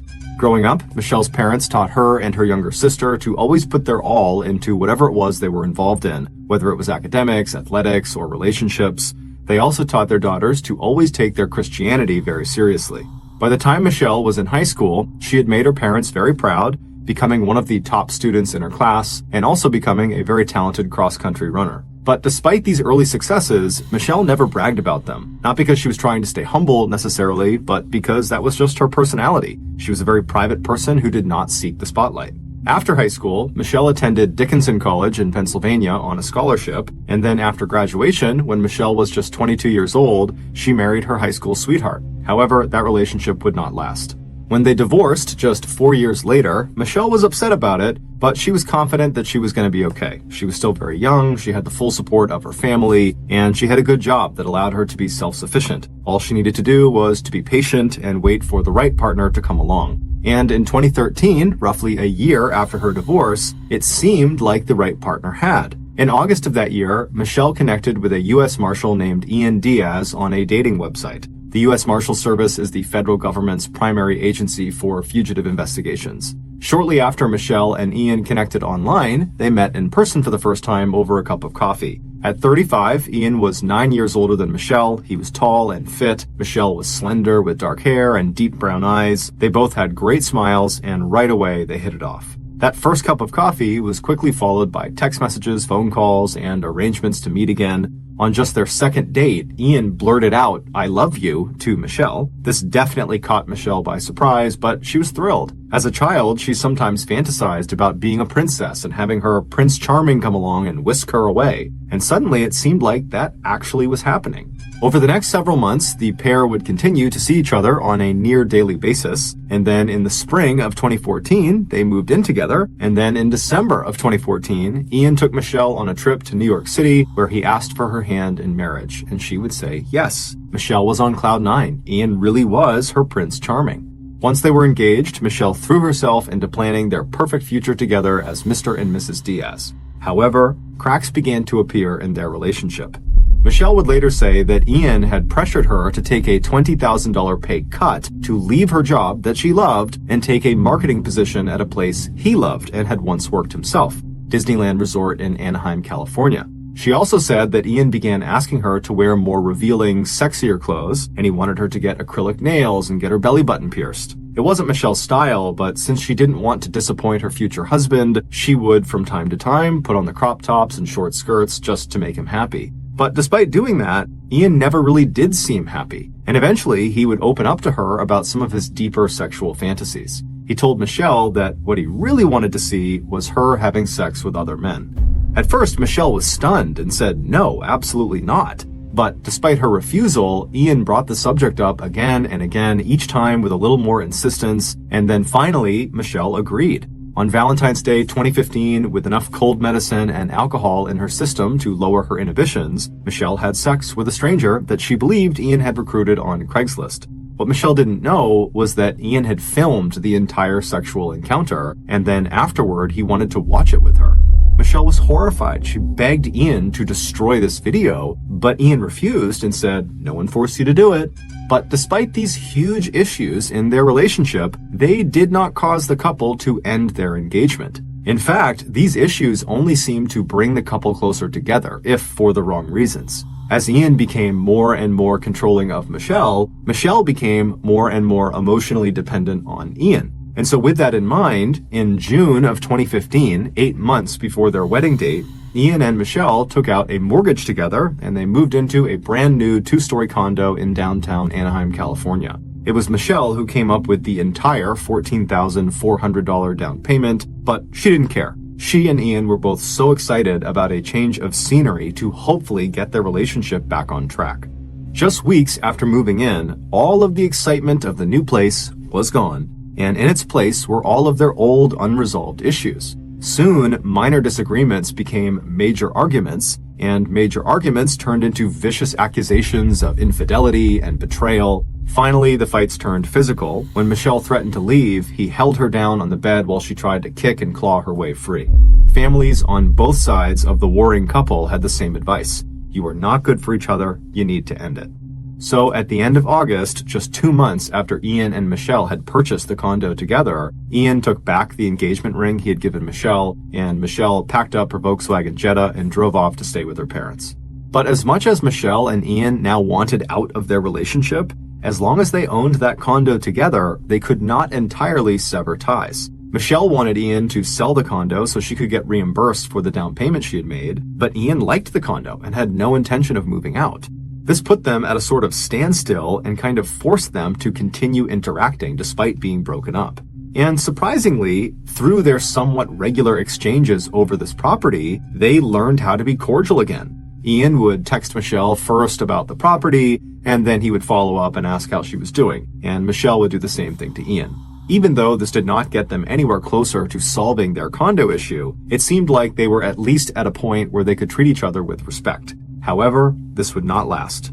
On September 10th, so 1 month after Michelle had moved out and when the condo issue was still completely unresolved, Ian received a very strange and upsetting message from Michelle. In between friendly, cordial text messages, Michelle sent him a long, bizarre, rambly email that could only be described as biblical in her condemnation of the man she once wanted to marry. She wrote, "Your sins are many, including defiling me and my family with your wicked and evil sexual acts, your financial coercion and irresponsibility, your gluttony, your greed, your lust, your sloth, your wrath, your envy, and most of all, your pride." She finished it with, "You may try to hide behind the law of man, but it is a weak shield that will bend and crack against the sword of God. I will bring the full force of the law and the word of God against you to judge you." Ian knew that Michelle and her family were religious, and he knew from their relationship that Michelle was prone to emotional outbursts. But even by her standards, this email revealed a vengefulness that he had not seen before. Ian was so shaken up by it that the very next day, on September 11th, Ian filed a restraining order against Michelle. After reading the email and speaking with Ian, the judge did not grant the restraining order against Michelle. However, Ian's request had now brought Michelle to the notice of the Anaheim police. Shocked that she had even been the subject for a restraining order, Michelle immediately hired an attorney to handle all interactions with Ian, and Ian would hire an attorney as well. And by November of 2015, the lawyers were finally able to work out a compromise with the condo that would allow Michelle and Ian to finally move on from each other. The deal stated that Michelle would not get back her $14,400 down payment. Instead, she would continue to pay half the mortgage for 6 months. But after that, Ian would either assume full responsibility for the mortgage, or he would have to agree to sell the condo and split the profits with Michelle. Even though neither side was fully happy with this arrangement, they both were just exhausted from all the fighting and were ready to just accept it and move on. And so they both signed the agreement, and then the 6-month timer began. Ian stayed in the condo, and Michelle, who was living with her parents, decided to get her own small apartment and go back to school to get her master's in business. In January 2016, just a month or so after the condo settlement was finalized, Ian Diaz met another young woman through a dating site. Her name was Angela Connell. She was roughly the same age as Michelle, and she was looking for a serious relationship. When she and Ian finally met in person, they both liked what they saw. During their first date, Ian was honest with Angela and told her that he had just recently gotten out of an engagement that had ended very badly, but he was still certain he wanted to get married and raise a family, which was very reassuring to Angela. Only 1 month later, Ian and Angela would get married, and Angela would move into Ian's condo, the same condo he had bought with Michelle. In May, just 4 months after meeting Ian and 2 months away from the deadline for Ian to assume paying the full mortgage on the condo or sell the property, Angela surprised her husband with a sonogram and announced that she was pregnant with twins. The couple was beyond excited. They sent copies of the sonogram of the twins to family and friends, and Angela wasted no time prepping their home for the twins' arrival. Everything had moved quickly, but the couple was very excited at the prospect of starting a family together. Later that month, on May 22nd, Angela was at the condo alone when she hopped on her computer to check her email. Once her inbox loaded, she noticed there was an email from a man named Jason Ray. She didn't recognize the name, but at first glance, it looked like a real email from a real person, not some spam message, so she clicked on it to see what it was. And the words she read sent a chill through her body. The email was definitely not spam. It was a personal message intended for Angela, and whoever this Jason person was clearly knew personal details about her and her husband. The email, which was littered with biblical references, explained to Angela that Ian had been unfaithful to her and that he didn't love her and he never would. Jason also told her that Ian was going to harm her if she didn't leave him immediately. and the email closed by telling Angela that she and her husband had sinned against God. Angela stared at her computer screen for quite a while, wondering what she should do. Eventually, after reading it a few more times, she decided it had to be some sort of sick joke and that the best thing to do was just to ignore it. So she deleted the email, shut her computer, and she walked away. The next morning, Angela logged back onto her computer, and when she opened her email, there was a new email from Jason Ray sitting at the top of her inbox. Angela thought about not even opening it and just deleting it, but her curiosity got the better of her and she clicked it open. Once again, the message was aimed at trying to convince Angela to leave Ian. It was full of biblical references, and at certain points it didn't even make any sense. But there was a new twist to this email versus the one she had received the day before. In this email, the sender, Jason, clearly references Michelle, Ian's ex. Jason would write that Angela was Ian's Eve, and Michelle was Ian's Lilith. According to a particular interpretation of Jewish folklore, Lilith was the first wife of Adam from the famous Adam and Eve story. But Lilith was banished from the Garden of Eden for disobeying Adam, at which point God made Eve out of Adam's rib, and then Eve became Adam's wife. While somewhat confusing, the message Jason was sending Angela was fairly clear. Angela was not meant to be Ian's wife. Ian's true wife was Michelle. Angela didn't know anything about Ian's ex, Michelle. All she really knew was her name and that she existed. But despite the lack of insight into who Michelle was, Angela couldn't help but think, this email sounds an awful lot like something a deeply scorned lover would send. And so that night when Ian got home, Angela showed him the latest email from Jason Ray and told him, I think this is your ex, Michelle. At first, Ian was confused. He and Michelle had settled their issues. They had moved on, so why would she write this? But after reading the email a few more times and seeing all the over-the-top biblical language that Michelle had previously used in emails to him, he became convinced as well that this probably was Michelle. However, he told Angela that Michelle was very mercurial and that she must have just gotten worked up about something and she's overreacted. That's why she sent these emails, and she's likely to calm back down and they will never hear from her again. However, he told Angela if the emails do continue, please let him know and he would go to the police. For the next several days, Angela checked her email, but no strange emails came through. But roughly a week after that first Jason Ray email arrived, Angela received another email from Jason Ray. And this time, the subject line simply said, die. The body of the message read, I hope you are scared of death tomorrow. Be prepared, don't sleep. Be watchful of the daughters of God. We will steal your child and we will watch as it dies.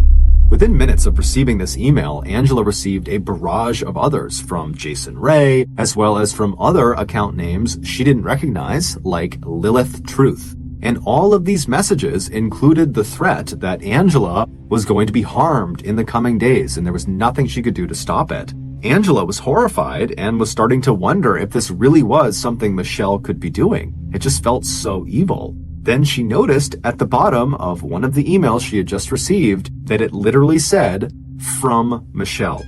It looked like the signature had been automatically entered into the email template, and then Michelle must have just forgotten to delete it before sending. Or, as Angela and Ian stared at it and discussed what it could mean, they thought, well, maybe she left it in on purpose. Maybe she wants us to know this is from her.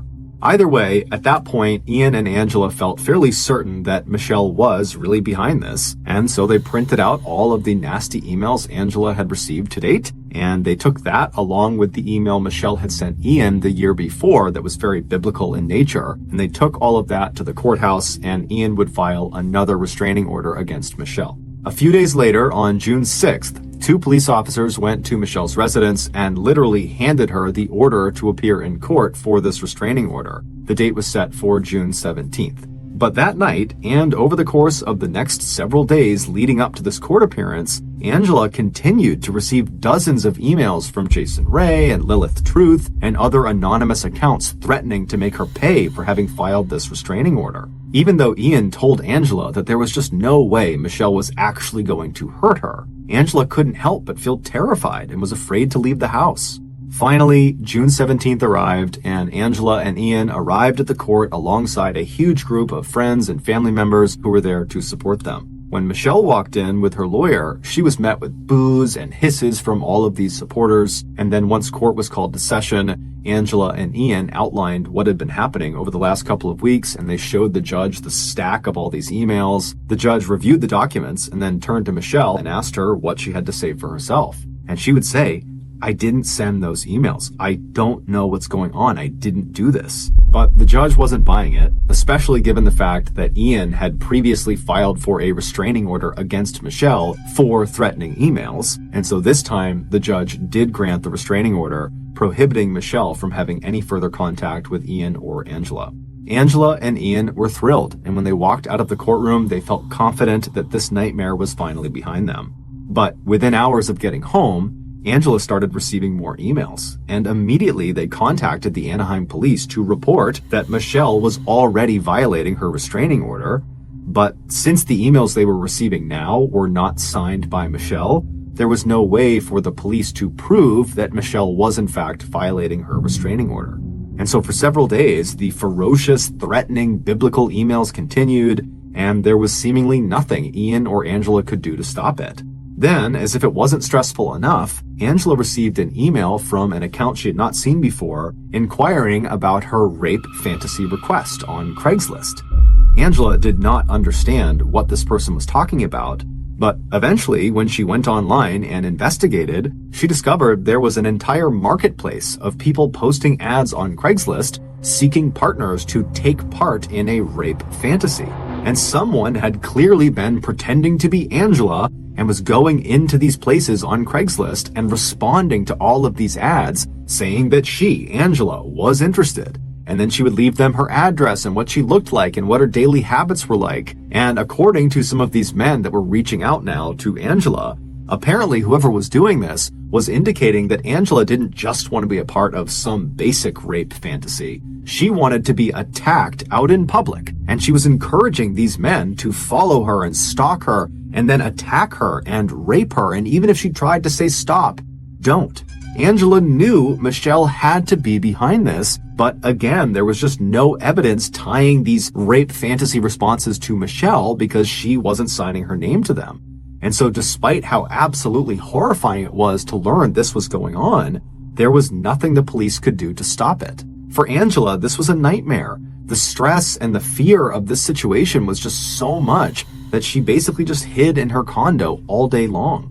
But on June 24th, so 1 week after the court appearance and just a couple of days after first learning about this rape fantasy ad, Angela had to leave the condo to go out and run a few errands. And so she gathered up her things and she called Ian, who was at work, to let him know that she was heading out in case anything happened to her. And then she left her condo. She went downstairs to the large parking garage underneath their development where residents could park their cars. She hopped in her car and she drove up the ramp out onto the street and then went about her day, running her different errands, and it was totally uneventful. At some point when she was done, she made her way back to the condo complex. She went down the ramp into the underground parking garage. She found her way back to her assigned parking spot. She parked. She got out of her vehicle. She shut the door and she began walking from her car to the door on the far side of the garage that would lead to the stairwell back up to her actual condo. But when she got maybe 30 feet away from this door, she heard movement coming from behind her. She turned around and she saw there was this man who she didn't recognize who was walking very quickly toward her. And because she was already completely on edge, given all these threats she's been receiving, threats of bodily harm, threats of rape, she immediately screamed and started running towards this door that would take her to the stairwell. But before she could open the door and get inside, this man had lunged and grabbed her around the neck, and he was trying to pull her to the ground, and he was trying to pull her clothes off. And Angela began punching and kicking and screaming and biting, doing anything she could. And eventually she was able to fight this person off of her, and he quickly turned and ran away. And then Angela quickly picked up her stuff. She ran into the door, ran upstairs, got into her condo, and as soon as her door had shut and locked behind her, she picked up her phone and she dialed 911. And she was so hysterical that when she talked to the dispatcher, they couldn't understand what was happening, but eventually she was able to tell them what had happened and to please come out here and help her. And then a little while later, when the police showed up, they found Angela still totally hysterical in her condo. Her shirt had been ripped in half and she had red spots all around her neck from where this guy had grabbed her. But overall, she was okay. The police would search the building, but there was no sign of her attacker. However, Angela would tell police that she was fairly confident she understood what had just happened. She explained what was going on with her and her husband's ex, Michelle, and how despite this restraining order against her, she was clearly signing Angela up for these rape fantasies on Craigslist. And so most likely this man who had attacked Angela down in the garage was only there because of this rape fantasy ad. The police took down her statement, and then that night they would go to Michelle's residence and they would show her a search warrant that authorized them to search all of her devices, her phone, her laptop, all of them. And when Michelle turned them over and gave up all of her passwords, the police were able to find enough evidence that she was behind the harassment of Angela and Ian that they arrested her on the spot. Angela and Ian were relieved when they heard the news, and that night, while Michelle was in jail, the threatening emails completely stopped. However, the following day, Michelle posted bail, and within hours of her being free again, Jason Ray and Lilith Truth began bombarding Angela's inbox again. Angela was so distraught she went to the doctor for a checkup, worried that her stress would negatively affect her pregnancy. And to her horror, the doctor would tell her that she had actually lost the twins. She had miscarried. And if that wasn't horrible enough, the doctor also discovered that her cervical cancer, which had been in remission, was now back. While Angela and Ian grieved the loss of their unborn children and wondered what they would do about Angela's cancer, the horrible emails continued, and men kept showing up at their front door asking to come inside for violent sex with Angela. Finally, on July 13th, so roughly 2 weeks since Angela was attacked in the parking garage, Angela looked out of her window and she saw there was this young man kind of lurking on the side of their condo complex, and he appeared to be hiding. Worried this guy was going to ambush her as soon as she walked outside, she called the police. The police showed up and they spoke to the young man, who would confirm he was there because he was responding to a rape fantasy ad. He said the woman inside, Angela, had told him to come here and have his way with her. After this incident, Ian was completely fed up and he demanded the police do something about this. You need to go arrest Michelle and keep her behind bars. And sure enough, the next day, Michelle was arrested again. But this time, her bail was set for $1 million, making it impossible for her to make bond. Angela and Ian finally were able to breathe a sigh of relief, although they didn't know exactly what she would be charged with or what the legal outcomes would be. For the time being, so long as Michelle was in jail, they knew they were safe. Except Michelle was completely innocent. Yes, she did send that first fire and brimstone biblical email the year before in September, the one that led to Ian filing that first restraining order request that was denied. But after that, she had lawyered up and not had any contact with Ian or his new wife. In fact, the first time Michelle had ever even laid eyes on Angela Diaz was on June 17th when Michelle was in court for that second restraining order request against her, which caught her completely by surprise. She had totally moved on with her life at that point and was dating other people and focusing on school, so when she was asked to come in and defend herself in court, she barely knew what to say. It didn't make any sense. And then when Michelle was arrested for the second time and couldn't make bail and so had to just sit in jail till her court date, her family hired a lawyer to investigate and figure out who was actually behind the harassment, because it wasn't Michelle. And what their lawyer would discover was truly shocking. Every horrible, threatening email that was sent to Angela's inbox was sent by Angela. The rape fantasy ads on Craigslist? Angela. The supposed attempted rape attack on Angela in her parking garage, that was completely made up. It never happened. She made those marks on her neck. She ripped her clothes off. It had all been an elaborate setup by Angela and by Ian. They had been in on this together. At the time they launched this frame job of Michelle, they were only a few weeks away from that 6-month deadline that Ian had to either sell the condo and split the profits with Michelle or take over the whole mortgage. And apparently, Ian and Angela believed their plan would result in Michelle losing her claim to the condo, and their legal agreement around the condo would become null and void, thereby saving Ian from being forced to sell the condo or having to potentially pay a higher price for it. The pair were so convinced this plan was going to work that Angela even lied about being pregnant. It was all a ruse to make it seem like Michelle's harassment had led Angela to lose her pregnancy. She was also lying about having cancer. Michelle's lawyer quickly uncovered lots of these holes in Ian and Angela's plan, And finally, after Michelle had sat in prison for 89 days after that second time she was arrested, she was released. On Tuesday, October 17th, 2017, Angela Diaz pleaded guilty to 10 felony and 22 misdemeanor charges, including kidnapping, false imprisonment, and falsely reporting a crime to a peace officer. She was sentenced to 5 years in state prison. Ian Diaz was not charged with any crimes at the time and continued in his job as a U.S. Marshal. But 2 years later, on December 20th, 2019, Michelle filed a civil rights lawsuit against Ian, alleging that he was in fact the mastermind of the plot that resulted in her wrongful imprisonment. She also brought charges against the Anaheim Police Department for their failure to properly follow up on evidence they discovered early in the investigation that showed the threatening emails Michelle was accused of sending, in fact, originated from the Diaz household. On Friday, May 3rd, 2021, the Anaheim police announced they had reached an undisclosed cash settlement with Michelle, and then a little over a week later, on May 13th, Ian Diaz was arrested and charged the following day with 1 count of conspiracy to commit cyberstalking, 1 count of cyberstalking, and 1 count of perjury for his false testimony in a deposition in connection with a federal civil lawsuit. If convicted, Ian faces a maximum penalty of 5 years in prison on each of the counts.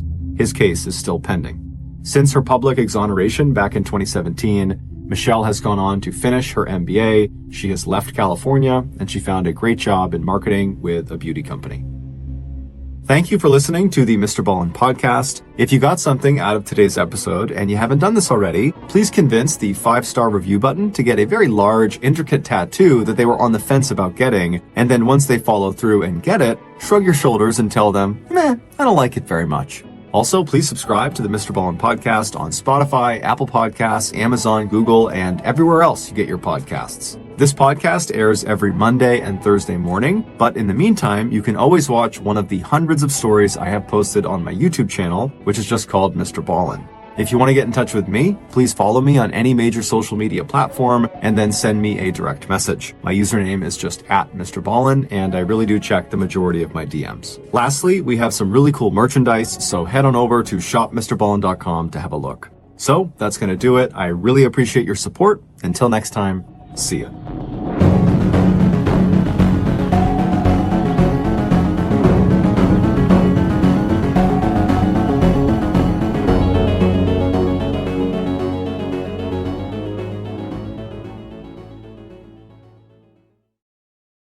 Today's story is the remastered audio from Her Evil Plan, Put Her on Death Row, which is a very popular video on my YouTube channel. My telling of this story gained notoriety on YouTube largely because of the intimate detail I put into the death scene. It's like you're getting a front row seat to one of the most heinous crimes in recent history. As such, listener discretion is advised. But before we get into today's story, if you're a fan of the strange, dark, and mysterious delivered in story format, then you've come to the right podcast because that's all we do, and we upload twice a week, once on Monday and once on Thursday. So if that's of interest to you, please go into the 5-star review button's favorite music playlist and replace all of the songs with the Kids Bop versions of them.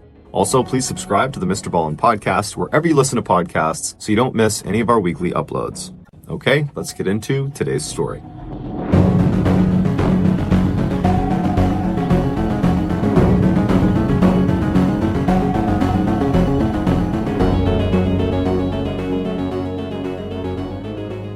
In the early 1960s, 2 high school classmates in South Carolina, named Carol and Reggie, fell in love with each other. Every day in the halls, they'd hold hands and they'd laugh with each other and whisper to each other, and then outside of school, they were inseparable. But despite their seemingly perfect relationship, it didn't last long. They both had different ideas about what the future should hold, and so after graduation, they broke up. Reggie went on to join the US Navy, where he served for a number of years all over the world. He would at one point get married, but that marriage would end quickly, and then after he got out of the military, he got a job at a railroad back at his hometown in South Carolina. As for Carol, after graduation, she got married and divorced too, twice actually, but it was her second failed marriage that nearly killed her. On February 18th, 1987, Carol was living with her 10-year-old daughter, Rhonda, in South Carolina when her estranged second husband came up to the door and knocked. Carol opened the door, and her ex-husband drew a gun and shot her 6 times in front of her daughter before turning around and fleeing. The police would later find his body inside of his car on the side of the road. he had shot himself. As for Carol, the doctors were able to save her life, but the injuries she sustained from the attack were crippling. She was blind in one eye and she had chronic pain, and so her young daughter had to start taking care of her full time. Over the next 8 years, Carol steadily improved and regained some of her independence, but in 1995, she had a huge setback. She started feeling ill, and so she went in to see a doctor, and the doctor did a blood test, and they discovered she had liver cancer. It would turn out the blood that was given to her after the attack that had been transfused into her body to save her life, it had been tainted with hepatitis C. And so she got hepatitis C without realizing it, and because it had been untreated, it led to liver cancer. Rhonda remembers when her mother came home after being given this terrible news, she just sat down and was silent for a minute, and then she just kind of muttered to herself, I just can't get away from this man. He's killing me all over again. But despite being dealt such an unfair hand in life, Carol was determined to not let her injuries or her illness define her. And so she went out looking for a job that could accommodate her physical limitations, and she found it. She was hired as a part-time customer service rep for a television cable company. She was very happy about this job and very proud of it because it was the first time she was working after the attack, and so for once it felt like her life was going back to normal again. A few years later, in 2000, when Carol was working at the cable company, her phone rang, and she answered it the way she answered every other call, but the voice she heard on the other end, she immediately recognized. He introduced himself as Reggie Sumner, and so Carol asked him, "Are you the Reggie Sumner from 1962 at Garrett High School in South Carolina?" And he said, "Yeah, that's me." And Carol said, "I'm your ex-girlfriend. We dated in high school." And so it was this incredible reunion, this totally chance phone call. And for the next hour or so, they just chatted on the phone about everything from their kids to their relationships they've been in to what they're up to now. I mean, they had a lot to catch up on since they hadn't seen or heard from each other in nearly 40 years. And so before they hung up, they realized they lived near each other. And so they made plans to get together in person. Rhonda would say her mother, when she came home that night, was like a 16-year-old girl all over again. She talked endlessly about how great Reggie was and how good-looking he was and how excited she was about their upcoming date. And so a couple of days later, Carol and Reggie have this date, and when Carol comes home, Rhonda would say it was obvious her mother had fallen head over heels in love with Reggie all over again. And luckily, Reggie had fallen in love with Carol too, because less than 6 months later, they got married and became Mr. and Mrs. Sumner. Within a year of their marriage, they decided to sell their home in South Carolina and move to Jacksonville, Florida to retire. Even though caring for her mother for all those years had been quite difficult for Rhonda, she said she was very sad to see her mother go, but at the same time, she was really happy for her because it seemed like she had found the one. Over the next couple of years, Rhonda stayed in touch with her mother, speaking to her almost every single day on the phone. But in July of 2005, Rhonda's mother stopped answering her phone. At first, Rhonda wasn't that concerned, but after 24 hours of not hearing from her mother or from Reggie, she did get concerned. Because even though Reggie was able to care for Carol, he wasn't in the best shape himself. He had debilitating diabetes, and he had recently broken his leg, and so was largely confined to a wheelchair. And so if they were to leave their house for an extended period of time, they wouldn't do it without asking for help from Rhonda. And so over the next couple of days, Rhonda incessantly called her mother and called Reggie, but she never got through to them. And so finally, after almost 72 hours of not hearing from them, she decides to just hop in her car and drive the 4 hours to Jacksonville to check on them personally. When she got there, she saw her mother and Reggie's car was not in the driveway like it normally would be. And so Rhonda went up to the front door and she knocked and she's yelling for her mom, but nobody's coming to the door, even though lights are on inside the house. And so Rhonda eventually tries the handle of the door and it's open. And so she opens it up, she steps inside, she yells again for her mom and for Reggie, but no one yells back. And then she sees their beloved dog, Mikey, that they brought everywhere with them, was still in the house. And so she's thinking, where would they have gone without bringing Mikey? And so Rhonda continues to walk through the house into the kitchen, and when she gets there, she sees on the table are 2 plates of food where the food looks like it's a couple of days old, and it's just sitting on the plate like they had been eating it and then just abandoned it there. And then in the sink are all these dirty dishes, and then on the stove are half-cooked pots of food. And Rhonda knows her mother is an extremely tidy person, and she never would have left her house with dirty dishes and food out on the table. And so red flags are going up for Rhonda, but what ultimately sealed the deal for her was when she turned and looked on one of the counters, she saw the cell phone that Reggie and Carol shared was still sitting there along with Carol's purse, and then next to that was both of their medications, which was Reggie's insulin and Carol's liver cancer medication, both of which were life-saving and needed to be taken every single day. There's no way they would have left the house without those things. And so Rhonda immediately calls the Jacksonville Police Department and she files a missing person report. And before long, the missing couple's story is all over the news and all of the networks are asking people if they have information to come forward. But no one came forward. And so the only lead the police had was to track down the Sumners' car, which was missing from their driveway when Rhonda showed up at their house. So the police shared the description of their vehicle all across the state, and very quickly they got a hit.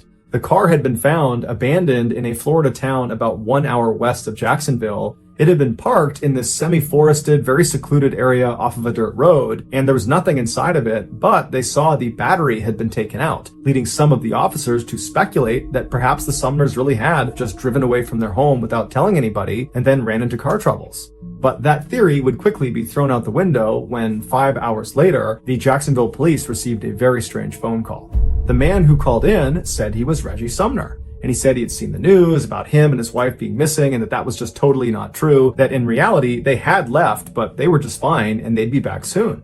The police are immediately suspicious of this person. They don't think it's Reggie Sumner because, for one, he sounds like a young man and Reggie is a 61-year-old. And so the voice didn't really line up.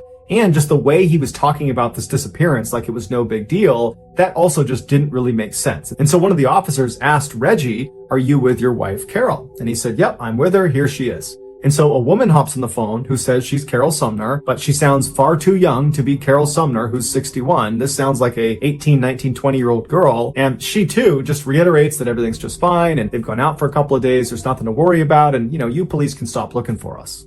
And so after this call ends, the police at this point are convinced that this simply cannot be Carol and Reggie. But to make sure, they call in Rhonda and they have her listen to the recording of this conversation with the so-called Reggie and Carol. And right away, Rhonda says, "That's not my mom and that's not Reggie."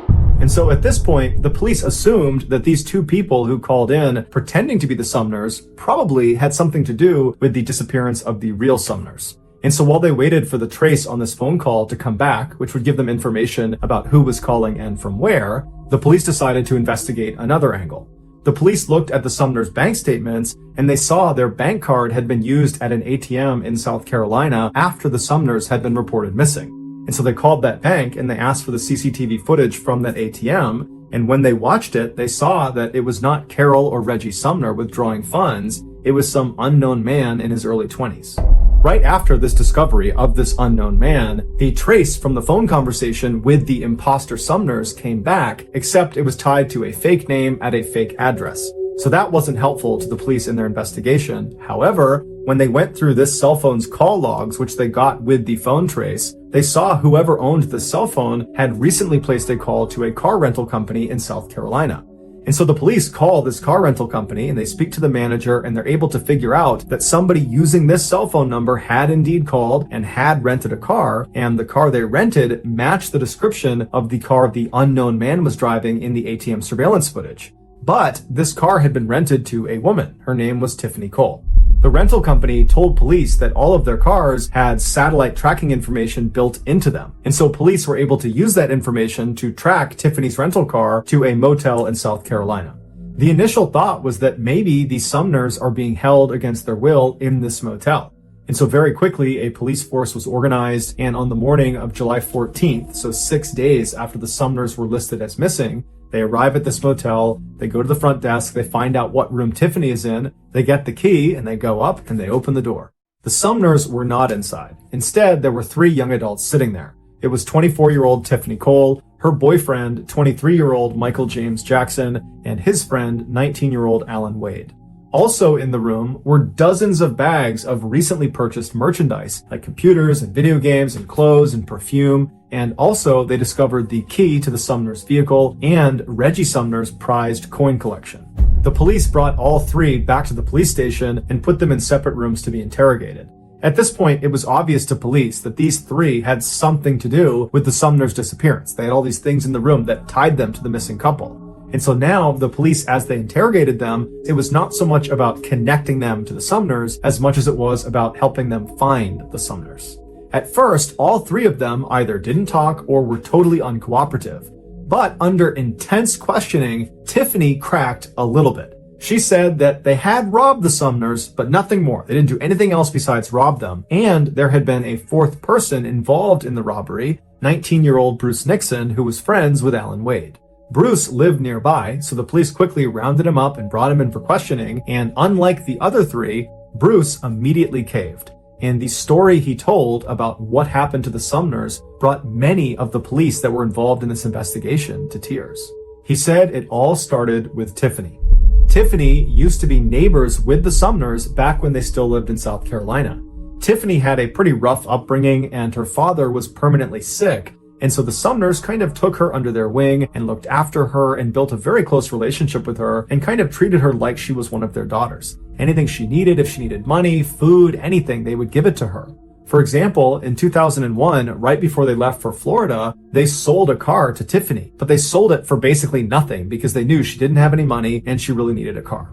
4 years later, in June of 2005, Tiffany was partying in Jacksonville, Florida with her new boyfriend, Michael James Jackson, when they got kicked out of the house they planned on staying in for the night. And so now they don't have a place to stay, they don't have any money, and that's when Tiffany remembers the Sumners had moved to Jacksonville and they would always help her out if she needed anything. And so the two of them drive to the Sumners' house in the middle of the night, they haven't called them, and they just knock on the door, totally uninvited. And Carol comes to the door, and when she opens it, she sees Tiffany, and immediately she's like, "Oh my goodness, I haven't seen you in so long. Come in, come in. Who are you? Oh, Michael, great to meet you. Come on inside, I'll get you food. We'll get you fed. What do you need? What can we do for you?" And so that's when Tiffany explains to them that their plans had kind of fallen through, and they didn't have a place to stay that night, and would it be possible to stay with them? And so Carol and Reggie right away say, "Absolutely no problem. Tiffany, Michael, you guys are guests here. You're welcome. Stay as long as you want." And so that night, Carol cooked a big meal for them and they all sat down at the table. And at some point, Carol and Reggie talk about the sale of their house in South Carolina. And somehow it came up that they had made $99,000 in profit from this sale. And they were so happy about it because now they could really retire comfortably. And so as soon as they said that, Tiffany and Michael shot glances at each other because they knew they had to come back and rob them. The next morning, Carol and Reggie got up early, they made coffee and they made breakfast, and they were hoping that Tiffany and Michael would stick around for the day and spend some more time with them. But Tiffany and Michael were very quick to want to leave. They said, "Thank you very much, we got to hit the road," and so they left. And as soon as they get in the car, they start planning how they're going to come back and rob the Sumners and get their hands on that $99,000. 1 month later, on the evening of July 8th, after all robbery preparations have been made, Bruce Nixon and Alan Wade show up at the Sumner house and they knock on the door. When the door opens, it's Carol, and she doesn't recognize either of them, but being as kind and generous as she was, she said, "Hey boys, what can I do for you? How can I help you?" And this was exactly what Bruce and Alan were expecting based on what Tiffany told them. She said this couple would be very easy to exploit. And they tell her that their car had broken down and they needed to use her phone. And so she's a little bit skeptical, but ultimately she says, "Sure, come on in." And so Bruce and Alan go inside the house, the door shuts behind them, and as soon as it does, one of them draws a fake gun that looks very real and pointed it at Carol, while the other one began tying her up with cord and with duct tape.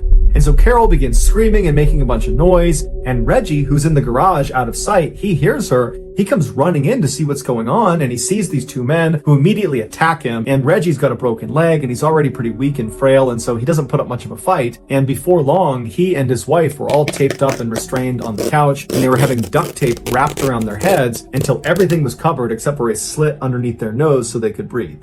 And so with the couple completely under control and at the mercy of their captors, one of the men texted Michael, who was down the road with Tiffany inside of Tiffany's rental car, and the text just said, "All clear." And what that meant was Michael could now come up and help them rob the house. And so Tiffany stays down the road in the rental car, Michael makes his way up, he goes inside, and he, Bruce, and Alan proceeded to ransack the house. And while these three men are moving room to room, taking all of their valuables, Reggie and Carol are probably thinking to themselves that, you know what, this is awful, we're getting robbed, but after they take whatever they take and they leave, we'll be fine, we'll recover.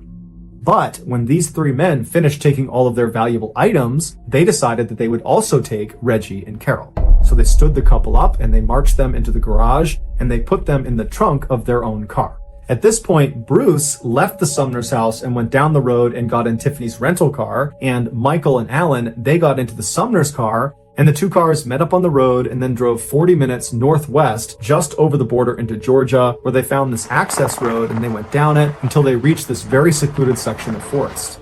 This was not just some random spot in the middle of the woods in Georgia. This was a pre-selected spot that Tiffany and the others had been out to 2 days earlier to prepare it. And what they had done to prepare was to dig a grave for the Sumners. Michael and Alan, in the Sumner's car, drove up right next to the gravesite, while Tiffany and Bruce came up right behind them. And once they'd all stopped, they got out of the car and they went right behind the Sumner's car and they popped open the trunk. It's believed the temperature inside of that trunk was well over 100 degrees. And so Reggie and Carol were sweating profusely, and the sweat had caused their restraints to slip off their wrists and slip down off their face. And so the two of them were found holding on to each other and crying and praying. Seeing how weak they already were, the group decided they did not need to put new tape around their wrists or their face. They weren't going to go anywhere. And so they grabbed the two and they pulled them out and dumped them on the ground. It was probably around this time that the Sumners realized Tiffany was one of these four people that was doing this horrible thing to them. And I can only imagine the heartbreak they experienced. This girl that they took in under their wing, that they thought of as a daughter, was betraying them in such a heinous and horrible way. But there was no time to feel upset about it, because as soon as they were dumped on the ground, Michael grabbed Reggie and kind of threw him over to the side and said, "Sit down, don't move, or I'm going to kill you and your wife." And then the others grabbed Carol and dragged her away from her husband over to the edge of the grave, where they literally ripped the jewelry off of her face and off of her body. And then after all the jewelry was gone, they pushed her into the grave. Then they walked over to Reggie and dragged him over and threw him in with his wife. As soon as the couple was in the grave together, they repositioned themselves so they were both sitting up, one in front of the other, with Carol behind Reggie, and she threw her legs and her arms around Reggie, just kind of clutching onto him, and she buried her head into his back and she began crying. The original plan, apparently, had been to take the Sumners and put them in this grave and pretend like you were going to do something to them to scare them into giving up all of their information, all of their banking information, and anything else that was valuable. And it worked. And so as Carol is crying into Reggie's back, Reggie is pleading with the group. He's pleading to them, "Let me give you everything I have. Whatever you need, it's yours." And so Michael said, "Give me all your ATM bank card numbers, give me your PIN numbers, everything." And so Reggie did. He gave him all the information he could possibly give to him. And then, for some reason, despite the fact that at this point, the group has taken everything of value from this poor couple, they have extracted all the valuable information they could possibly get from them. Despite that, they decide that that's not enough. They need to kill the Sumners. And they need to kill them in the worst way imaginable. They need to bury them alive. For hours, the group slowly, shovelful by shovelful, filled in this hole with Reggie and Carol sitting at the bottom begging for their lives. But the group didn't care at all. They just kept shoveling dirt down on top of them until the dirt and mud had gotten up to their necks, and the weight of the dirt was pressing in on their chests and was making it really hard to breathe. And so as Carol and Reggie are feeling this happening to them, they can feel themselves being crushed under this weight. Their cries for help become more and more desperate, but more spaced apart, because their breathing at this point is so labored, it's so hard to get a full breath that they're conserving their air at this point.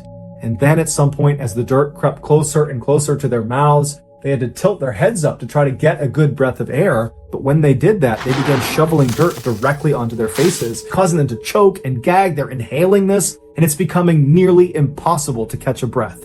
They're dying at this point. And so finally, another layer of dirt was thrown on top of them and they disappeared under the soil. But their sounds didn't go away. They continued to whimper and make sounds as more and more dirt was put down, until finally they had filled in the hole and they began packing the dirt down with the backs of their shovels. And they could hear underneath the soil still the sounds of this couple dying. This was a slow and horrible death. After the killers were done, they left the site and they took the Sumner's car and they dumped it in Florida, where it was ultimately found. And then they all piled into the rental car. They went to an ATM and pulled some of the Sumner's money out and then went on a spending spree. During that spending spree, Tiffany would pose for several pictures in the back of the rental car. In these photos, Tiffany is all smiles and clearly having a wonderful time, despite the fact that literally just hours earlier she had killed the very people who had taken her in and treated her like a daughter. If you want to see those pictures, just Google the words Tiffany Cole celebrating. After their autopsies, the medical examiner explained that both Reggie and Carol had dirt packed into their nose, into their mouths, in their throats, in their stomach, and in their lungs, meaning their actual cause of death was being buried alive. In exchange for telling investigators what happened and for leading them to the gravesite where the Sumners were, Bruce Nixon was spared the death penalty and given a life sentence. As for Michael, Alan, and Tiffany, they were all sentenced to death. Thank you for listening to the MrBallen Podcast. If you got something out of this episode and you haven't done this already, please go into the 5-star review button's favorite music playlist and replace all of the songs with the Kids Bop versions of them. Also, please subscribe to the MrBallen Podcast on Spotify, Apple Podcasts, Amazon, Google, and everywhere else you get your podcasts. This podcast airs every Monday and Thursday morning, but in the meantime, you can always watch one of the hundreds of stories I have posted on my YouTube channel, which is just called MrBallen. If you want to get in touch with me, please follow me on any major social media platform and then send me a direct message. My username on all these platforms is just @MrBallen. Lastly, we have some really cool merchandise, so head on over to shopmrballen.com to have a look. So, that's going to do it. I really appreciate your support. Until next time, see ya.